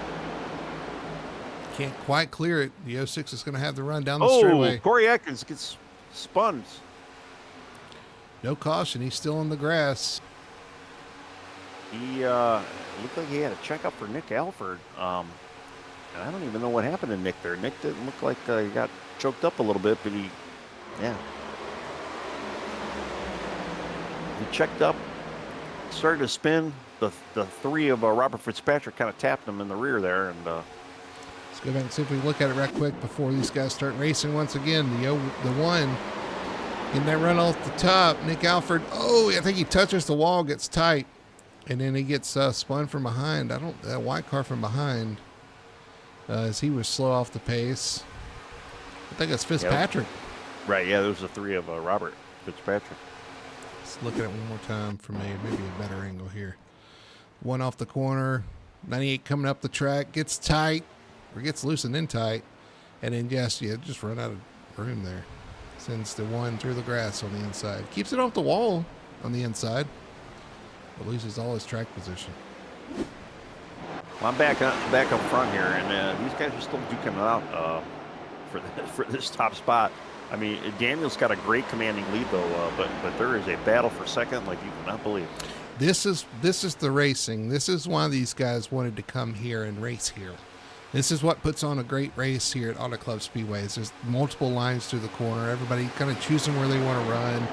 You get runs off the top, short ways around the bottom. It's just a really enjoyable race from a driver's standpoint. 34 gets in the back of the 48 there coming off the corner. They both save it, but I don't know how that wasn't a wreck. Yeah, good hands, Jamie. Wow. And it's crazy, too, because you watch these guys, and in the corner, they're like 2-3 wide. But then by the time straightaway hits, they all single out. It's nuts.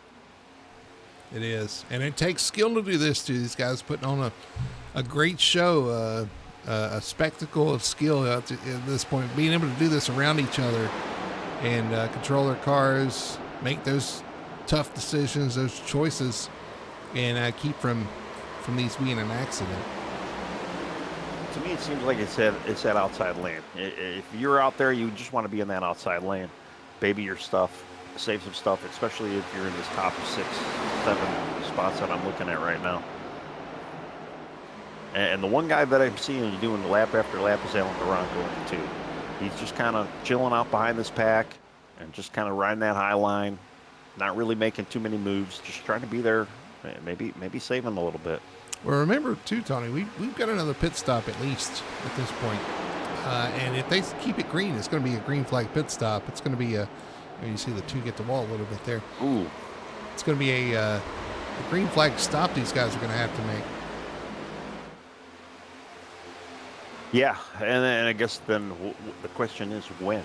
When are they coming in? Because we've only got 40 laps to go. Yeah, a little less than 40 laps. You split it in half because I think the last time they were on pit road was about right at halfway, was it not? It was the last caution anyway. Some guys came in for the pits, but I think most of the field, we got to go back and look here. Richard Coy moves up to P2. You know, it's a funny thing about Coy that we know, he's not a real fan of running the high side. So this is going to be a little difficult for him if that's where the preferred lane is. Well, he's struggling because he knows the speed's up there, but you can see him. He does not want to get in that upper lane, and I think that's kind of hurting him right now. He needs to get that mindset. But looking at him too, he pitted on lap 55. which I believe some of these other drivers have also. Daniel Simmons was a 55 pit, so you can figure 55 to 125. That's about 70 laps. So if you figure 35 laps, I mean, I know they had a couple cautions in between. I'm going to imagine some of these cars are coming in within the next 10 to 15 laps. That's kind of where I'm going with that story. Yeah, unfortunately, that box doesn't work, so we can't show you the pit strategy. But yeah, so yeah, some of these guys will be coming in pretty soon, and maybe waiting for a caution. But I'll tell you, this could mix things up, though. Some of these guys could have a different strategy. But the strategy for Simmons right now is to lead all these laps, stay out front in that clean air.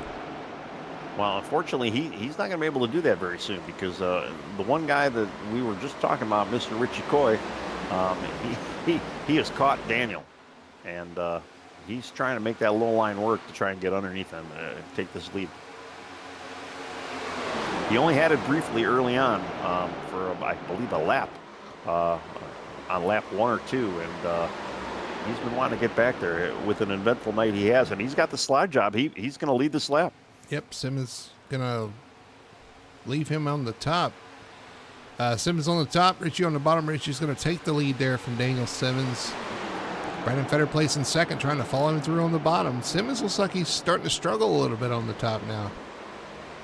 Yeah, for sure. Yeah, he's definitely lost some mojo because, Brandon Fetter has gotten right by him as well. And I'm kind of surprised, too. Richie's still kind of cutting that low line. Now that he's got clean air in front of him, he does not want to venture into that outside lane. He's staying low. And it looks like, too, if you look at a lot of these other cars, especially in the number 3, who's a car that I said we were going to see him up here not too long, the 3 of Robert Fitzpatrick Jr. He's sitting in 5th right now. But a lot of these cars, they are running that low line now. They're staying off that high side. Yeah, white car, the 5th car in line there, that white number 3 machine. Starting to creep his way into the pack, or into the picture here. The 34, Brendan Fetter placing second. Nick Alford trying to take third now from Daniel Simmons, and he'll, almost do so off turn 2. Well, and we've got our points guys, 1 through 4 in the championship standing, are in the top 5 right now. We got a few guys on pit road. The 01 of Ray Lane, who was fast early on. Gordon Fraley, Caleb Tipton, all on pit road right now.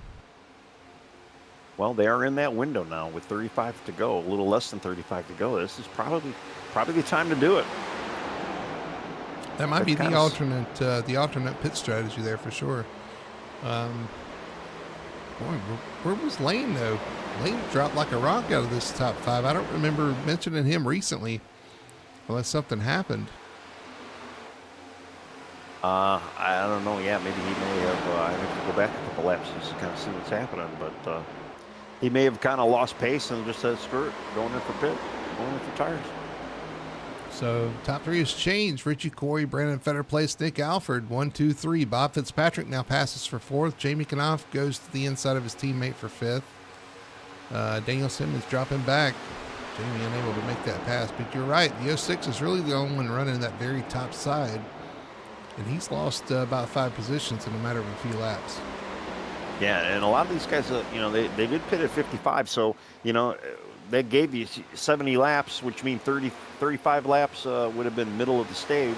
Or, right now is pretty much about middle of where they would want to pit. So I think I heard Richie Coy coming in. Well, maybe not. Maybe not this time around. But you know what? I mean, do you take that chance of maybe a caution coming out? You don't, you hold your breath. If you're going to make that stop, you're kind of holding your breath, hoping that the caution doesn't come out. Some of these guys surely are going to stay out and hope for a caution. As we got a battle for the lead, Brandon Fetter place looking to the inside of the 19 of Coy. Well, I'm thinking about some of the other guys that had already came in for the pits too. We talk about that undercut. You try and get in early, get the first tire sooner than later.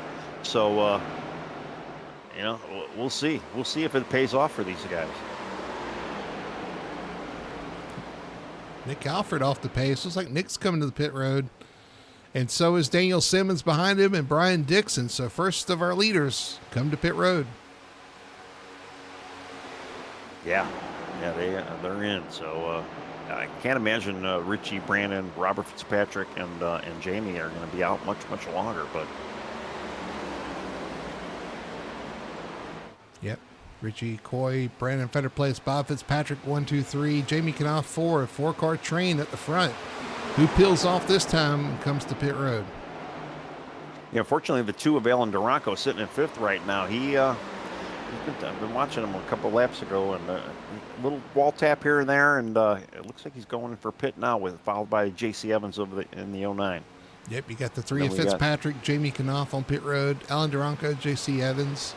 This time by leaving Richie Coy, Brandon Feder Place, and Kevin Ruff, your top three out there in the front pack.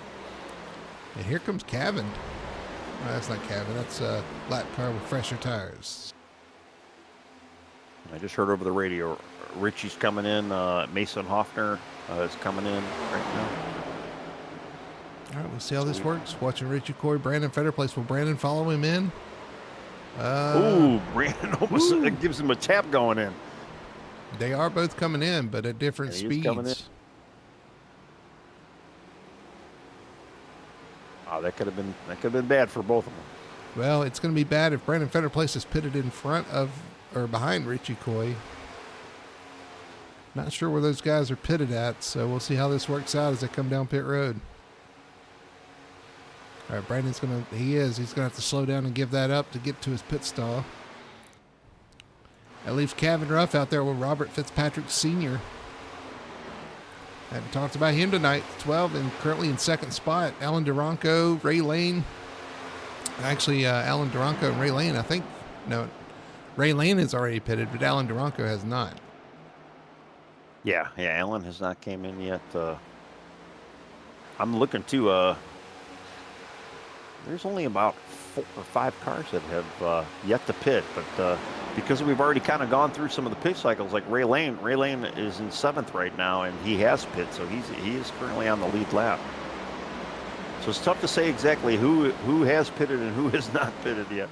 Yeah, yes, your leader. We know he hasn't pitted yet. The 99 Kevin Ruff has not come to pit road yet.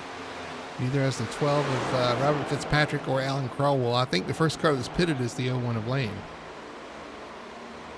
Yes, yeah, I would believe so. Yeah. Although Richie Coy is back on track, sitting in 6th right now. Boy, they are spaced out. You got Ray Lane's got a gap on Nick Alford, and Nick Alford's got a gap on Richie Coy. It looks like something happened to Daniel Simmons on pit road. If he got a speed penalty or what, but he's way down the order in 19th.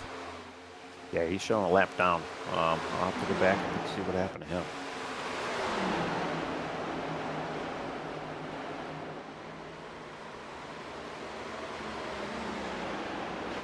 But your leader continues to be Kevin Ruff. He continues to make time, and now he's going to come to pit road. The 99 coming to pit road off of turn 4. It's going to hand the lead over to Robert Fitzpatrick Sr. in the number 12. Daniel did get a pit road penalty. Yeah, he was speeding on entry because they held him for the 40 seconds. Tough, man.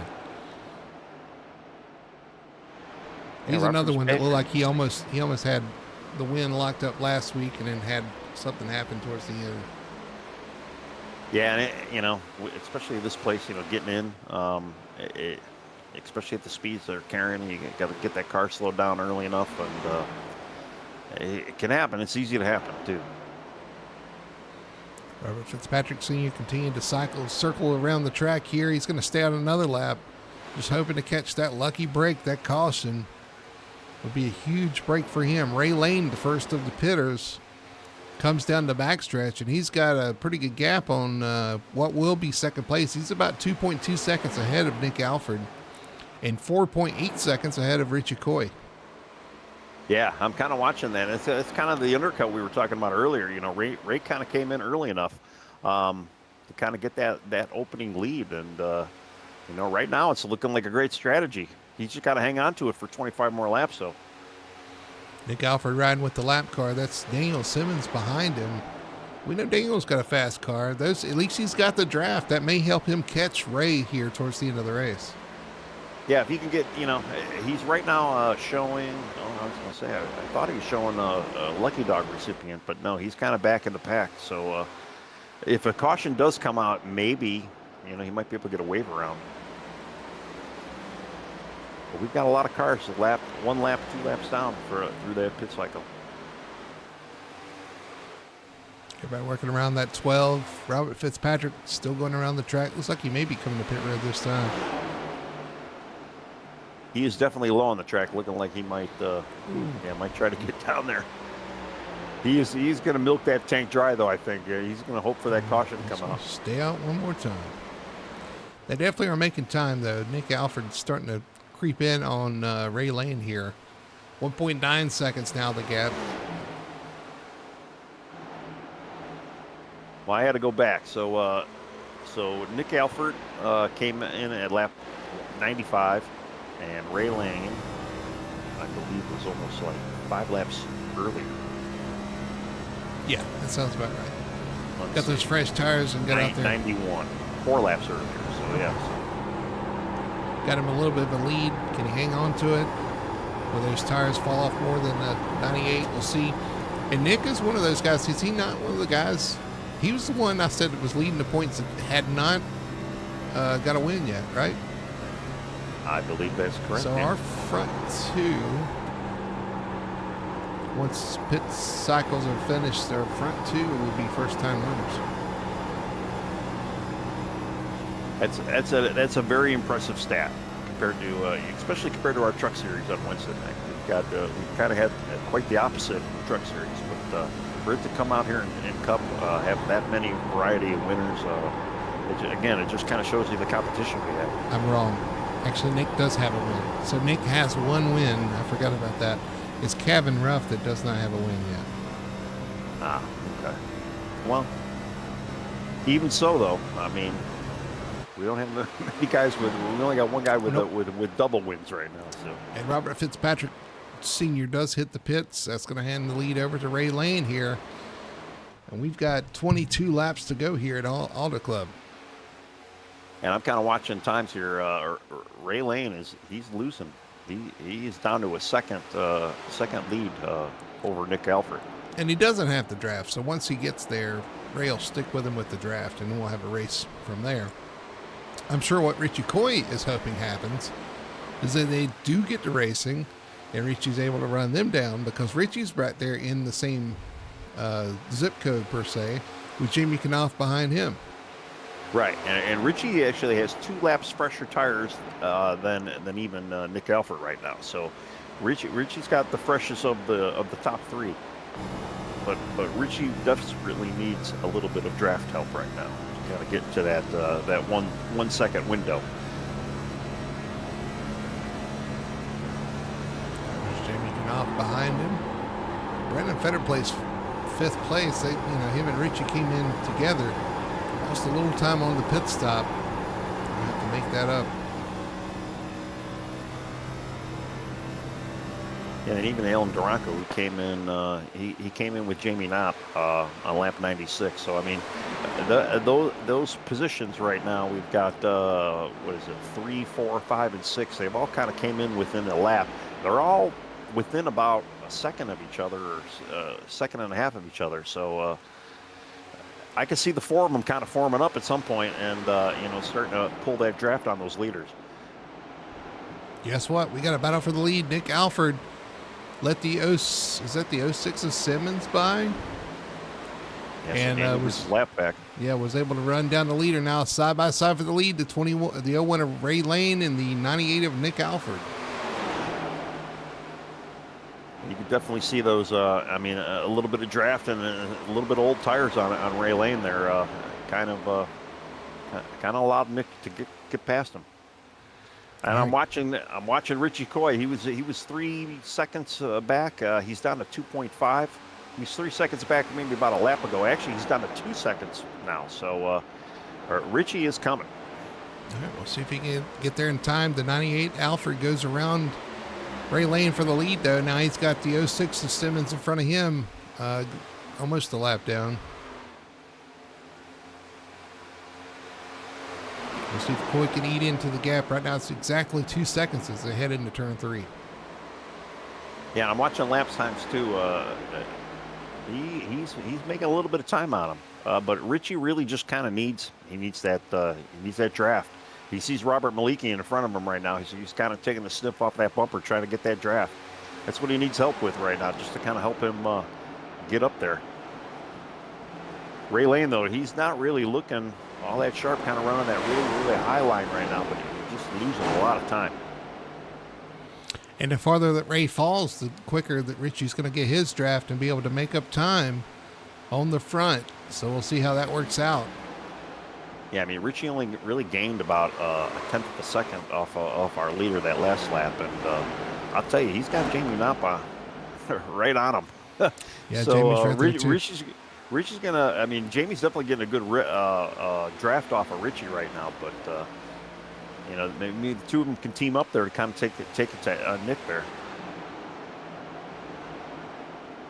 There's plenty of time, not too much. I mean, they only got about 15 laps, but there's still plenty of time to get this done. Yeah, 16 laps to go. Not much time at all. And but again, 16 laps here is a long time because this is a 2-mile track. It's a long way around, so still plenty of time. And I wonder if Nick is maybe pacing himself a little bit. I don't know if the 06 is helping or hurting being out front, because you do get that draft down the straightaway. You see Nick have a little connection issue there. That would be a shame, though, too. Yeah, when you get the connection issues, especially when you're leading a race, that's definitely something you don't want to see. But they are catching some lap traffic here as well. It's at the 69. Caleb Tipton going down a lap. Yeah.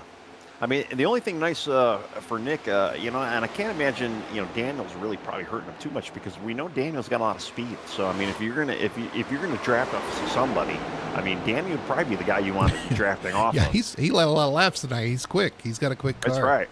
It's a shame he had his issues on pit road, because he was really in contention tonight. But still getting the TV time, just not the way he wanted it. I mean, yeah, 2 weeks in a row. It's going to happen. I mean, we know it. I mean, the Tracy Motorsports team, they come in every week bringing rocket ship cars, and they show their hand. And, we're going to be talking about them in Victory Lane soon enough. Ray Lane had an issue getting around the lap car of Tipton there. And here comes Richie Coy. On the inside, he's probably going to make this pass pretty easy. I'm sure we're going to see a bit of a slide job, though, once we hit the exit here. Ooh, he needs to make this pass quick, too, because if he's going to have time to run down leaders 1.1 seconds, 1.2 seconds ahead, as they run side by side, it's going to cost him a little bit of time. But Richie's getting into that window, that 1 second draft window off of Nick Alford, so he's close. He makes the pass on the 21. And now the 48 lines up the 01, and then 48's trying to get by the 01 right now as well. Yeah, I almost have a feeling Jamie's going to probably have a little bit easier time with him this time, just because he's got a little extra draft from Richie. He does. He finishes that pass. He's going to move into third. So Richie's coming, but Jamie's coming with him. We'll see if they've got anything for him when he gets there. 1.4 seconds at the line. 1.14, sorry, at the line. Yeah, Richie kind of stalled out there that last lap, so he's going to need to push that pedal down a little bit harder. I'm sure his teammates are in his chat rooting him out. Looks like Nick's trying to get by the 06 now. He's pulled the back bumper of Daniel Simmons. Again, I don't know if that helps or hurts at this point. Probably hurts in the corner, helps in the straightaway, as long as they're running different lanes, though. But, yeah, now Daniel's going to dirty the air for the 98. That's going to bring the 19 right back to him. Yeah, I mean, Richie's probably there watching it, just saying, yeah, just keep screwing each other up. Just slow them down a little bit for me.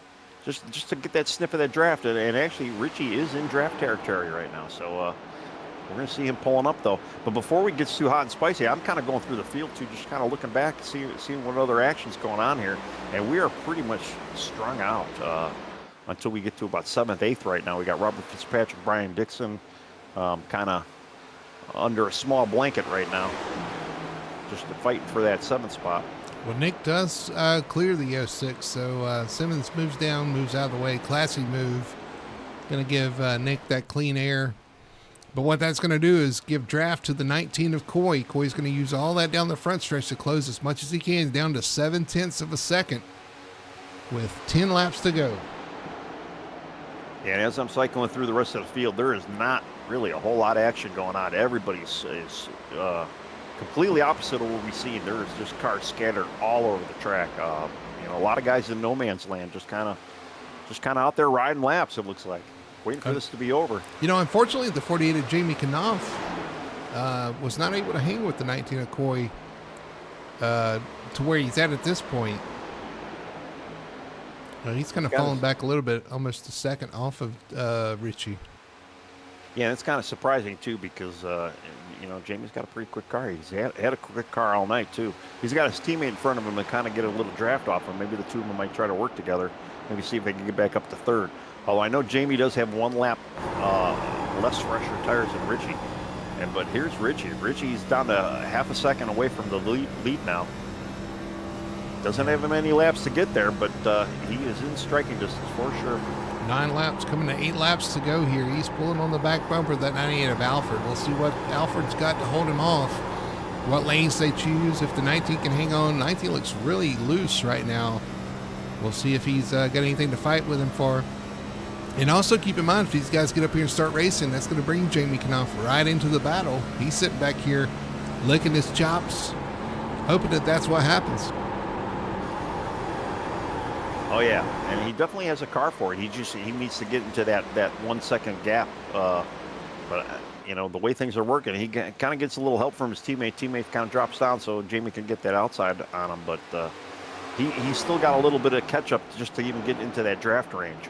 Richie tries to pull up on the back bumper of Nick Alfred. Nick gets a little loose. They're right there, nose to tail coming off turn 2. Richie's got a little bit of run. Nick kind of covers it off as they get on the front. This is the only action, the big action that's happening on the track right now. I can tell you that much. 7 laps to go. 7 circles around the track here. And again, Richie pitted lap 97, and Nick pitted lap 95. So we got 2 lap pressure tires. Side by side down the backstretch. Richie looking to the inside, trying to make that pass as they head into turn 3. Can Nick hold him off on the outside? Nick drives down into the corner, drives to his outside, holds him there. Still side by side if they come off the corner. 6 laps to go. They're going to come to it side by side. Caution. Caution is out. Well, this changes everything. But I don't see an indication of who it is.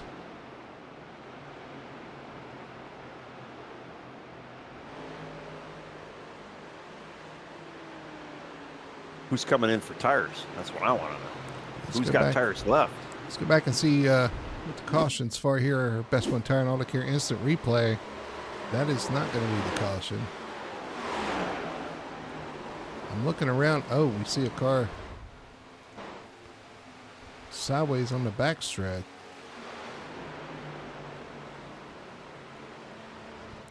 It was a white car. Let's go back and see if we can find out who that was. It was Gordon Fraley, lap 119. His lap 119, that is. He just got loose. Kind of almost like what we saw earlier today from, I can't remember what other car that was, Robert Malikian. Kind of same deal. He was right around Robert, too. He was right there beside Robert. Gets loose, shoots up in the wall. Caution is out. And we got leaders on pit road. They're getting their last tires. Who's going in for 2 tires? I'm watching Jamie Knopp right now. He overshot his pit a bit.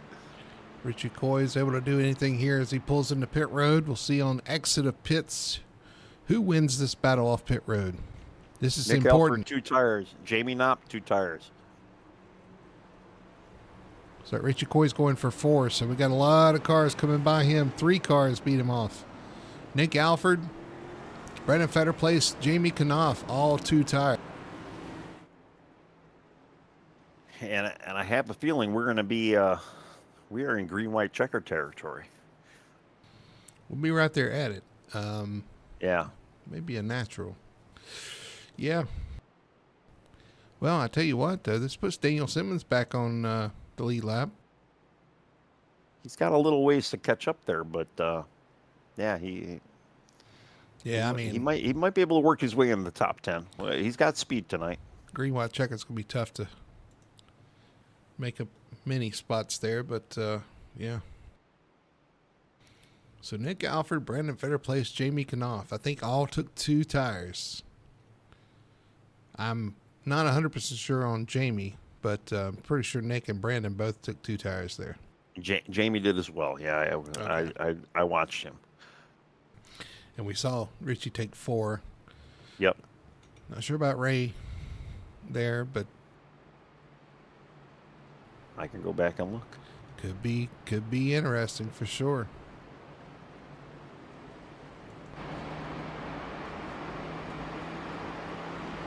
Ray took 4.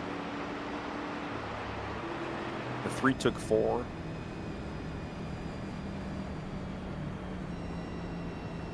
Yeah, Bob falls to 11th.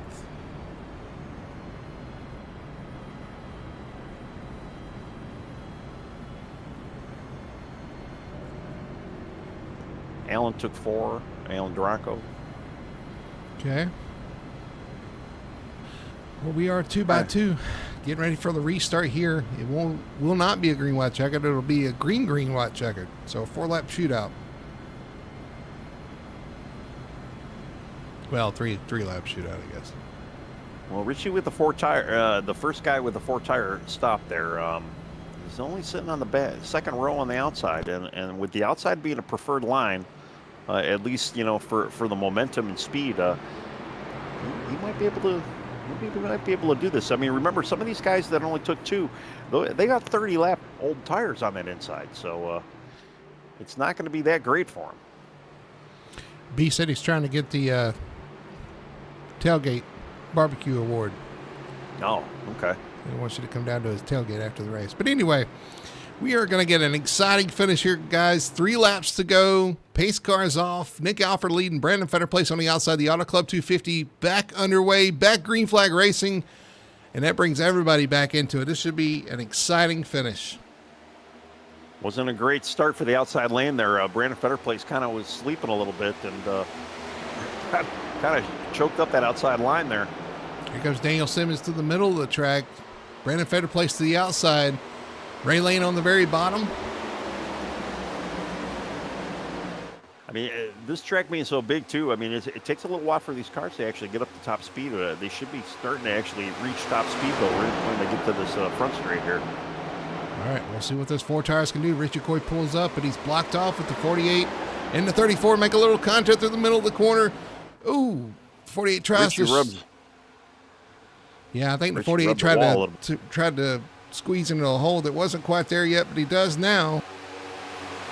Brandon Fetterplace trying to go back to back. Trying to make that work now. He's trying to make that cut on the inside. 2 laps to go as they head down the backstretch. Still 2 laps to go. The 48 gets the wall a little bit. 19 having to fend off, but here comes the 01 of Ray Lane to the inside of the 34 Fetterplace. It's getting exciting, but some of these guys, I don't think they got enough time. All right, we're going to come to the white flag. 1 lap to go here at Auto Club. It's all to play for here as they hit the line. White flag, 1 lap to go. Yeah, Nick looks like he's got this thing kind of sewed up right now. He's just got to hit those marks. Ray Lane kind of in the outside wall there. He is with the 48 right behind him. He comes off the wall. And now it's the 34. Can his 34 run down his teammate, the 98, Nick Alford? Down the backstretch into turn 3. Can the 48 do anything special here as he heads off into 3? He takes the outside. Brendan Fetterplace on the inside behind Nick Alford, who continues to lead off of turn 4, has the momentum. Is he going to have a draft here at the end? But Brandon Fetterplace, he looks low, high, can't do anything. The winner, Nick Alford in the 98. Well, that 2-tire strategy definitely played off. Winner, Nick Alford. Nice job. Brandon Fetterplace comes home P2. Jamie Knopf P3. Alan Duranko P4. Great run for the 2 car. And Richie Coy comes on in the 5th position. Alan almost took 3 from Jamie. he had him by a car length. Wow. Yeah, great job for Allen. Wow, that was an exciting race, though. Yeah. That was a lot of fun. What a finish. Great job by the 98 of Alfred getting his second win of the season. I just, I've said it for a long time, too, about these two-tire strategies. A lot of guys don't win on these two-tire strategies, but I guess I'm a liar. I guess I'm completely wrong. Two tires are not a bad way to go. I guess not. It worked out for sure. So while he does his celebrations on the front, let's look at our finishing results here from Auto Club. The Auto Club 250, the Victory Fuel Cup Series. Nick Alford takes home the win for Hot Lap Heroes. Second place is his teammate, the 34. That's Brandon Fetterplace, finishing P3. Great rebound for the 48 of Jamie Knopf. Finishing fourth is the 2. That's Alan Duranco. Fifth place is going to be the 19 of Richie Coy. Got 3 Toyotas in the top 5 there. Sixth place is going to be the 01. That's Ray Lane with that contact with the wall. Kind of slid back there at the end. J.C. Evans with a great run in the 09. Finishes P7. Eighth place, the 03. That's Brian Dixon. Finishing ninth, the 99, Kevin Ruff. And you're rounding out your top 10 is the 1 of Corey Atkins. Well, then we had Daniel Simmons, who led many, many laps in the 06, finishing 11th. Had a decent rebound after going a lap down, though. Not a top 10, but still not bad considering that pit road penalty. Mason Hoffner, one of our new drivers, 12th. Robert Fitzpatrick Jr. had a pretty good, strong car, 13th. Wayne Grossi, 14th. Robert Fitzpatrick Sr. had that late caution, or late strategy for a pit stop, paid off, though. 15th for him. I think probably one of his best finishes all year. Ray Gill, 16th.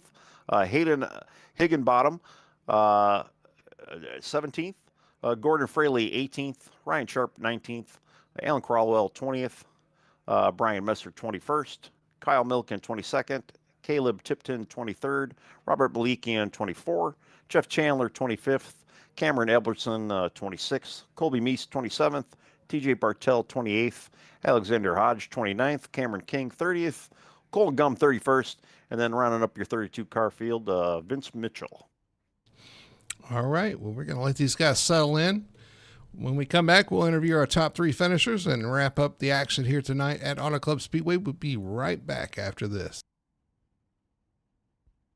Racing isn't easy, but experiencing it is. iRacing puts you in the driver's seat with the industry's leading sim racing game. Drive on laser scan replicas of the greatest racing circuits from around the world. Go head-to-head against other drivers chosen by skill-based matchmaking to ensure competitive racing at every level. Compete across all your favorite series. In officially licensed cars, engineered to deliver the most accurate driving experience possible.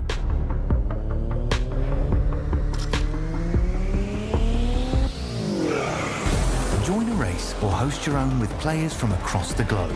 Race against the computer or in a league with friends. Feel the thrill behind the wheel. Visit iRacing.com.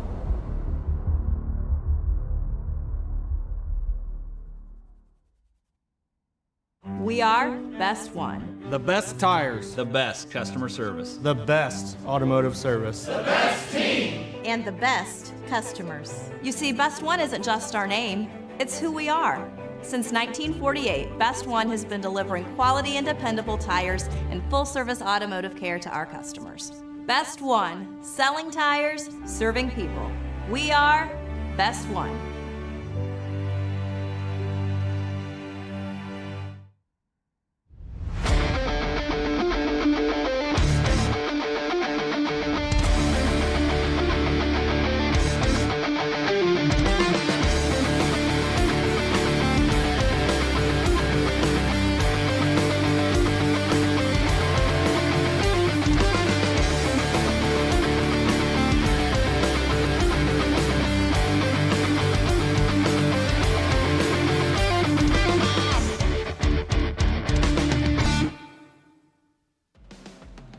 Back here at Auto Club Speedway, we're finishing up the Auto Club 250 for the Victory Fuel Cup Series, and I do want to give a shout out to Victory Fuel for sponsoring the series. Just remember, go to drinkvictory.com, use code FTSR for 10% off your order. You can get one of the 3 great flavors they offer right now. Lucky Lemon, Throttle Punch, and that Purple Potion. You got to try out all 3 of them. And you can get a 4-pack actually with a mixed bag, if you will. So definitely want to try out all the ones, all the flavors. If you want to try them out, you can get that as well. Got to thank them for sponsoring the Victory Fuel Cup Series. DrinkVictory.com, code FTSR for 10% off your order. As we head to the Victory Fuel post-race show here on Full Throttle TV, we're going to interview our top 3. We'll start with our 3rd place finisher tonight, and that being Jamie Knopf. Jamie, congratulations, man. 3rd place finish tonight. It was a hard-fought battle out there. It looked like a lot of fun, though, with the different lanes you guys were using. Yeah, it was a lot of fun. And it was finally I put a complete race together instead of just one stage or half stage. And I think this might be the first time I'm talking to y'all this year. Yeah, man, it's been a struggle. It has been a struggle this year. It's been documented for sure. I know we've talked about it, but to have a solid night tonight, like you had one going before the late race caution, and luckily it worked out at the end. I think you gained actually 1 position through that whole kerfuffle of the last, late race restart. So, yeah, just talk about it, man. It's been a struggle. It's not been the typical speed we've seen out of, well, you've had the speed. Let's say that, right? You've had the speed. It's just you haven't had the luck this year. Right. Yeah. Last week at Bristol, I thought I then turned around. I won the first stage, and then then some guys stayed out, so I was stuck on the bottom, and then I was trying to pass the guy, and he got loose and pinned me in the wall and had damage. Then got lapped down trying to fix it, and so just then I got tangled up with another guy and cost my teammate the win later in the race. I was like, man, I was trying to go under him, and then cost him the win. So I was like, I should have just rode around, but so I just think had no luck. So I was able to miss I think there was a couple people get a little loose up off of 4 a couple of times. So I was able to stay right ahead of all that. And I just tried to get toward the front and just kind of run that middle to high lane to kind of just keep my position there without, I knew if I get stuck on the bottom, a few times they would check up going into 1. I dove under them, then I was stuck on the bottom for 4 or 5 laps, and I have to get back up high and then try to make my way back to the front. Yeah, I was going to ask you about that because this is one of those tracks. We talked about using the multiple lanes. We know the high lanes, kind of really strong, especially when you get towards the end of the run. But we saw a progression through that long run, and you can kind of talk more about this. But we saw them start on the bottom. Everybody migrated to the top, and then towards the end, it looks like the bottom came back in. At least for some guys, they were able to make those passes back on the bottom again. Kind of talk through the different stages of, I guess, a run at that point and how your car reacted versus some of the other cars we saw out there. Yeah, I was pretty good. I think I was in 3rd, and Daniel was leading, and Lane was second, and he had those 2 tires, and so there was a little bit older lefts, and I think he started struggling a little bit early. And he was stuck on the top side, and then so when I tried to go low, I never could clear him. And then so then I got shuffled back, and then more laps we ran, he was a little bit slower, and then they were able to get by him on the bottom. But I think that was why, because he had the older left side tires. So I think it'd have been very hard to pass on the bottom if that wouldn't have been the case. But when I was trying to pass him on the bottom, he was still good enough to stay up beside me every time. I think I was clear one time, but I wasn't sure. It said clear, and I thought by the time I swerved up, he would have got me. So I was like, I'm going to just stay down low and try to get him next lap. But then I wound up getting shuffled back some. But yeah, all in all, 3rd place finish, it was good. Yeah, you get those runs off the top side. It's hard to clear off the bottom. Even if you do clear, you're worried about getting run into off the corner because they have the momentum. So a lot of thinking man's game out there sometimes when you make those moves. Do you want to take that chance or not? But, man, at the end, congratulations, though, with a 3rd place finish. You were able to survive that late race restart. We didn't really know what we're going to get with that restart, but everything kind of worked out. Everybody minded their P's and Q's pretty well. So congratulations on 3rd. I'm going to hand you the mic there. I'll let you do your shout outs and your sponsor plugs. I'd like to thank P Magic Tire Prep, Full Throttle Sim Performance, Team Connie for the setup, you guys for broadcasting in the league, and I think that's about it. All right. Well, man, congratulations. We'll see you next week when we head to Talladega. Yeah. All right, there's just your third place finishers tonight, Jamie Knopf. And Tony, I'm going to throw it to you. I think you have our second place finisher, Brandon Fetterplace. I do, man. Trying to go back to back. Comes up second, which still isn't bad. But how was your race tonight, Brandon? It looks like you had kind of an interesting night, huh? I am a sweaty mess right now. It is so hot in here. That that race was something else. That was way more than I expected it was going to be. Um, and then to come up second, I was like 16th in practice. Well, you had a pretty strong car, and I mean, and you were running really good. And I don't remember. Did you take 4 tires or 2 tires at that last stop? At the end, we gambled and took 2. Well, I think that's a good gamble, though, because it seemed like a lot of the guys that did take 4, we were watching quite a bit of the guys, and again, I didn't remember if you did 2 or 4, but it looked like that 2-tire strategy was definitely the winning strategy, or at least close to it. Now, I'm sure you weren't going to wreck your teammate for the win there, but were there any intrusive thoughts coming to play there towards the end? um, so during the race, it's team for, it's us being teammates. There at the end, we told each other good luck, and it was a race to the end. I'm not gonna tell him there's no team orders. It is every man for themselves, and I mean, obviously you don't want to wreck your teammate, but you're gonna race him for the win. So, I gave it what I had and just came up a little bit short. Well, still, second place is nothing to crow about, especially, you were 4th in points last week after the win, and you're slowly kind of working up your way in the points. And the second place, I'm sure, definitely helped you out as well. So, Yeah. congratulations again for second. And I don't know, anything else exciting or fun about the race you want to share with us? Yeah, that race, I mean, I'm pretty sure you can tell from the broadcast, and hopefully everyone that watched enjoyed that race. That was a lot of work. It's a draft slash tire wearing track. So, you know, I did a little bit of practice earlier on in the week, and I realized I was really struggling to save tire here. And that's what I was worried about. And so when I was able to stay in the top 10, I mean, it just kind of builds confidence, as you're moving along and you see everyone else is kind of falling off how you are. And as the race goes on, you get more and more confidence. And, we happened to have that lucky caution there at the end, which I'm sure wasn't lucky for somebody.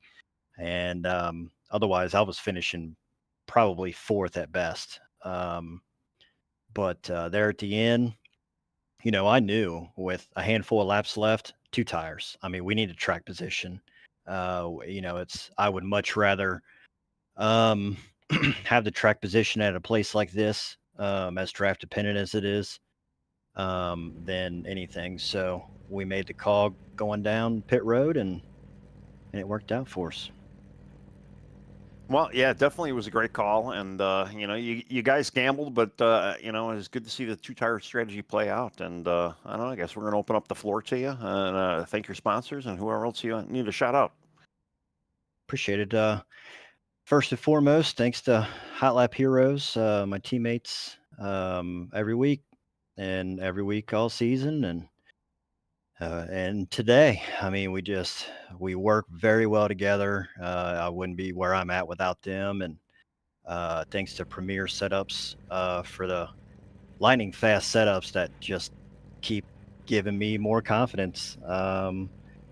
Thanks to you all for the broadcast, Victory Fuel for the sponsor of the league, and thanks to everyone who watched the broadcast. Hopefully they enjoyed it, and I can't wait to go back and watch it.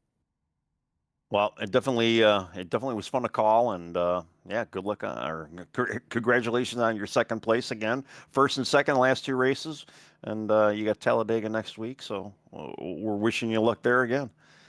Thank you. I appreciate it. We're surely going to go out there and try to give it our all. All right. Well, sounds good. Well, there's your second place winner, Brandon Fetterplace. I think Brody's got our winner. Yeah, I'm standing out here with our winner tonight, Nick Alford. Nick, congratulations tonight. Win number 2 of the season here at Auto Club. it didn't come as easy as you probably wanted it to. And honestly, with that caution coming out at the end, I'm sure your heart dropped at the same time. But you're like, this is an opportunity. You held off at the end with a 2-tire stop. Congratulations.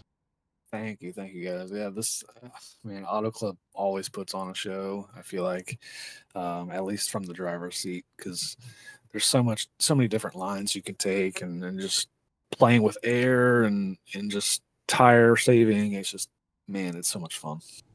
Well, Nick, you were up there pretty much all race in the top 10, battling for position.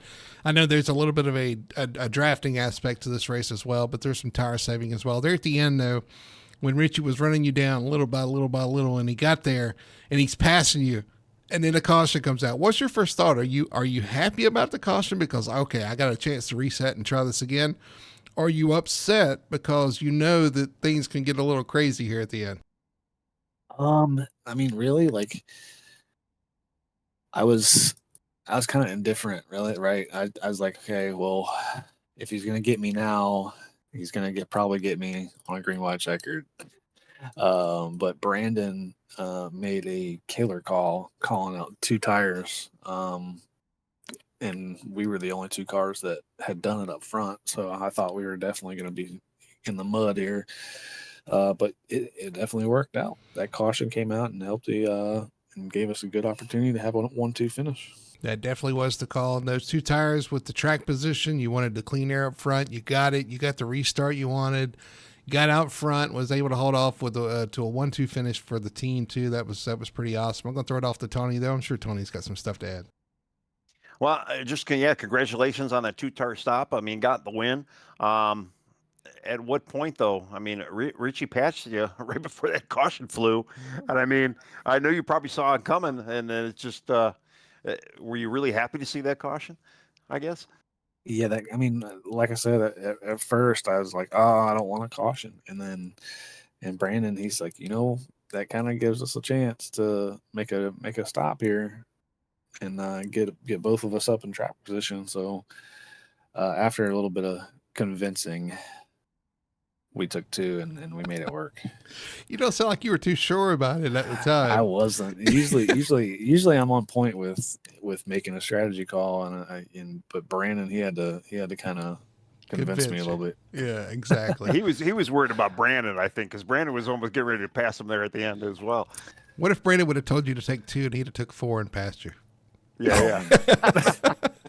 You guys might have seen a little beef next week. Oh yeah, absolutely. Well, he said it was on at the end. He said you guys were racing heads up. He let you know. He said, "Listen, there's no team orders here. You guys are going to race it out." And I think one more lap it'd have been very interesting up front because it was coming. It would have been very That's one thing about our team is we help each other all race, but once it comes down to 5-6 laps to go, it's kind of we be respectful of each other, but we're racing. Well, again, congratulations, man, tonight. You got a win earlier in the season, got a win tonight at Auto Club. 2 wins, sets you up for good for the playoffs towards the end of the season. You now know with 2 wins, you're more than likely, well, I'm going to say it, you're locked in to the playoffs with 2 wins. So, again, congratulations on that tonight. Hope you had fun out there, man. It looked like a lot of fun up here, so I hope you guys had fun out there. But I'm going to let you have the mic here, do your shout-outs and your sponsor plugs. Absolutely. Thank you guys for doing the broadcast every week. It's a great product. Appreciate Team Conti, Sim Performance for the really fast setups week in and week out. Put me up front. Frontline Optics, Martin PC, Radness Gloves, and High Lap Heroes. All right, there's your winner tonight. Nick Alford, win number 2 of the season, setting himself up great for the end of the season. And great for this season as well, because he's in the points battle this season for A as well. This is going to be a great points night for him. Great points night for the whole team total. Unfortunately though, I mean, he had a lot of our leaders up front. So, I mean, there's really not going to be a huge point shakeup tonight. But still, I mean, it's good for those guys that were already in the lead, just to kind of propel and continue to hold those spots. So, I mean, it's definitely not anything like they had last week. So, good job to the Hot Lap Hero guys. Everybody in the top 5. I mean, really everybody in track. Everybody did a great job and made it a really exciting race for everybody tonight. Well, next week we had Talladega Super Speedway on Monday nights. And yes, it's going to tighten the battle up after tonight, but they're going to be right on top of each other, both in the points battle and on the track next week at Talladega. Anything can happen. We talk about that. I'm looking forward to that. That should be a lot of fun. Look forward to calling that and seeing how that works out for the guys in the Cup Series for sure. But also don't remember Wednesday nights. We have the Truck Series, and this Wednesday they'll be heading to, where are they heading to, Tony? I believe Dover. Yeah, because I believe you'll be in that race. So I will be, yes, and I'm not really looking forward to Dover just because I'm not a fan of Dover, but it is what it is. But they're headed to Dover for the Dover 200 on Wednesday night. So it's 2 nights, 2 days from today. Make sure to tune back in here on Full Throttle Television for that action. Looking forward to that. It should be a lot of fun to see who comes out on top at Dover Motor Speedway. But that's going to wrap it up for us, Tony. We saw a great race tonight. We saw a lot of side-by-side racing, a lot of different grooves being used, a lot of passing, a lot of drafting, and the drafting is going to pick up next week at Talladega. So looking forward to it. Final thoughts? Yeah. Well, it just goes to show you why this is a driver's favorite track. I mean, if you watched the race tonight, you saw what we saw. You realize why everybody really loves this place. And again, it's kind of sad that it no longer exists in real life. It's very fortunate that we still have it in sim. And yeah, I know a lot of drivers are probably can't wait to come back to this place because it produces a really good race. And next week's just going to be it's going to be fun. We're gonna have at least for fun. us. Yeah, it's going to be a fun, spicy race, and plate tracks are probably the best thing in this car. So yeah, I'm looking forward to next week as well. All right, well, that's going to do it for us here at Auto Club Speedway. For Tony Solari and everybody at Full Throttle TV, we'll see you Wednesday night from Dover. We'll see you then.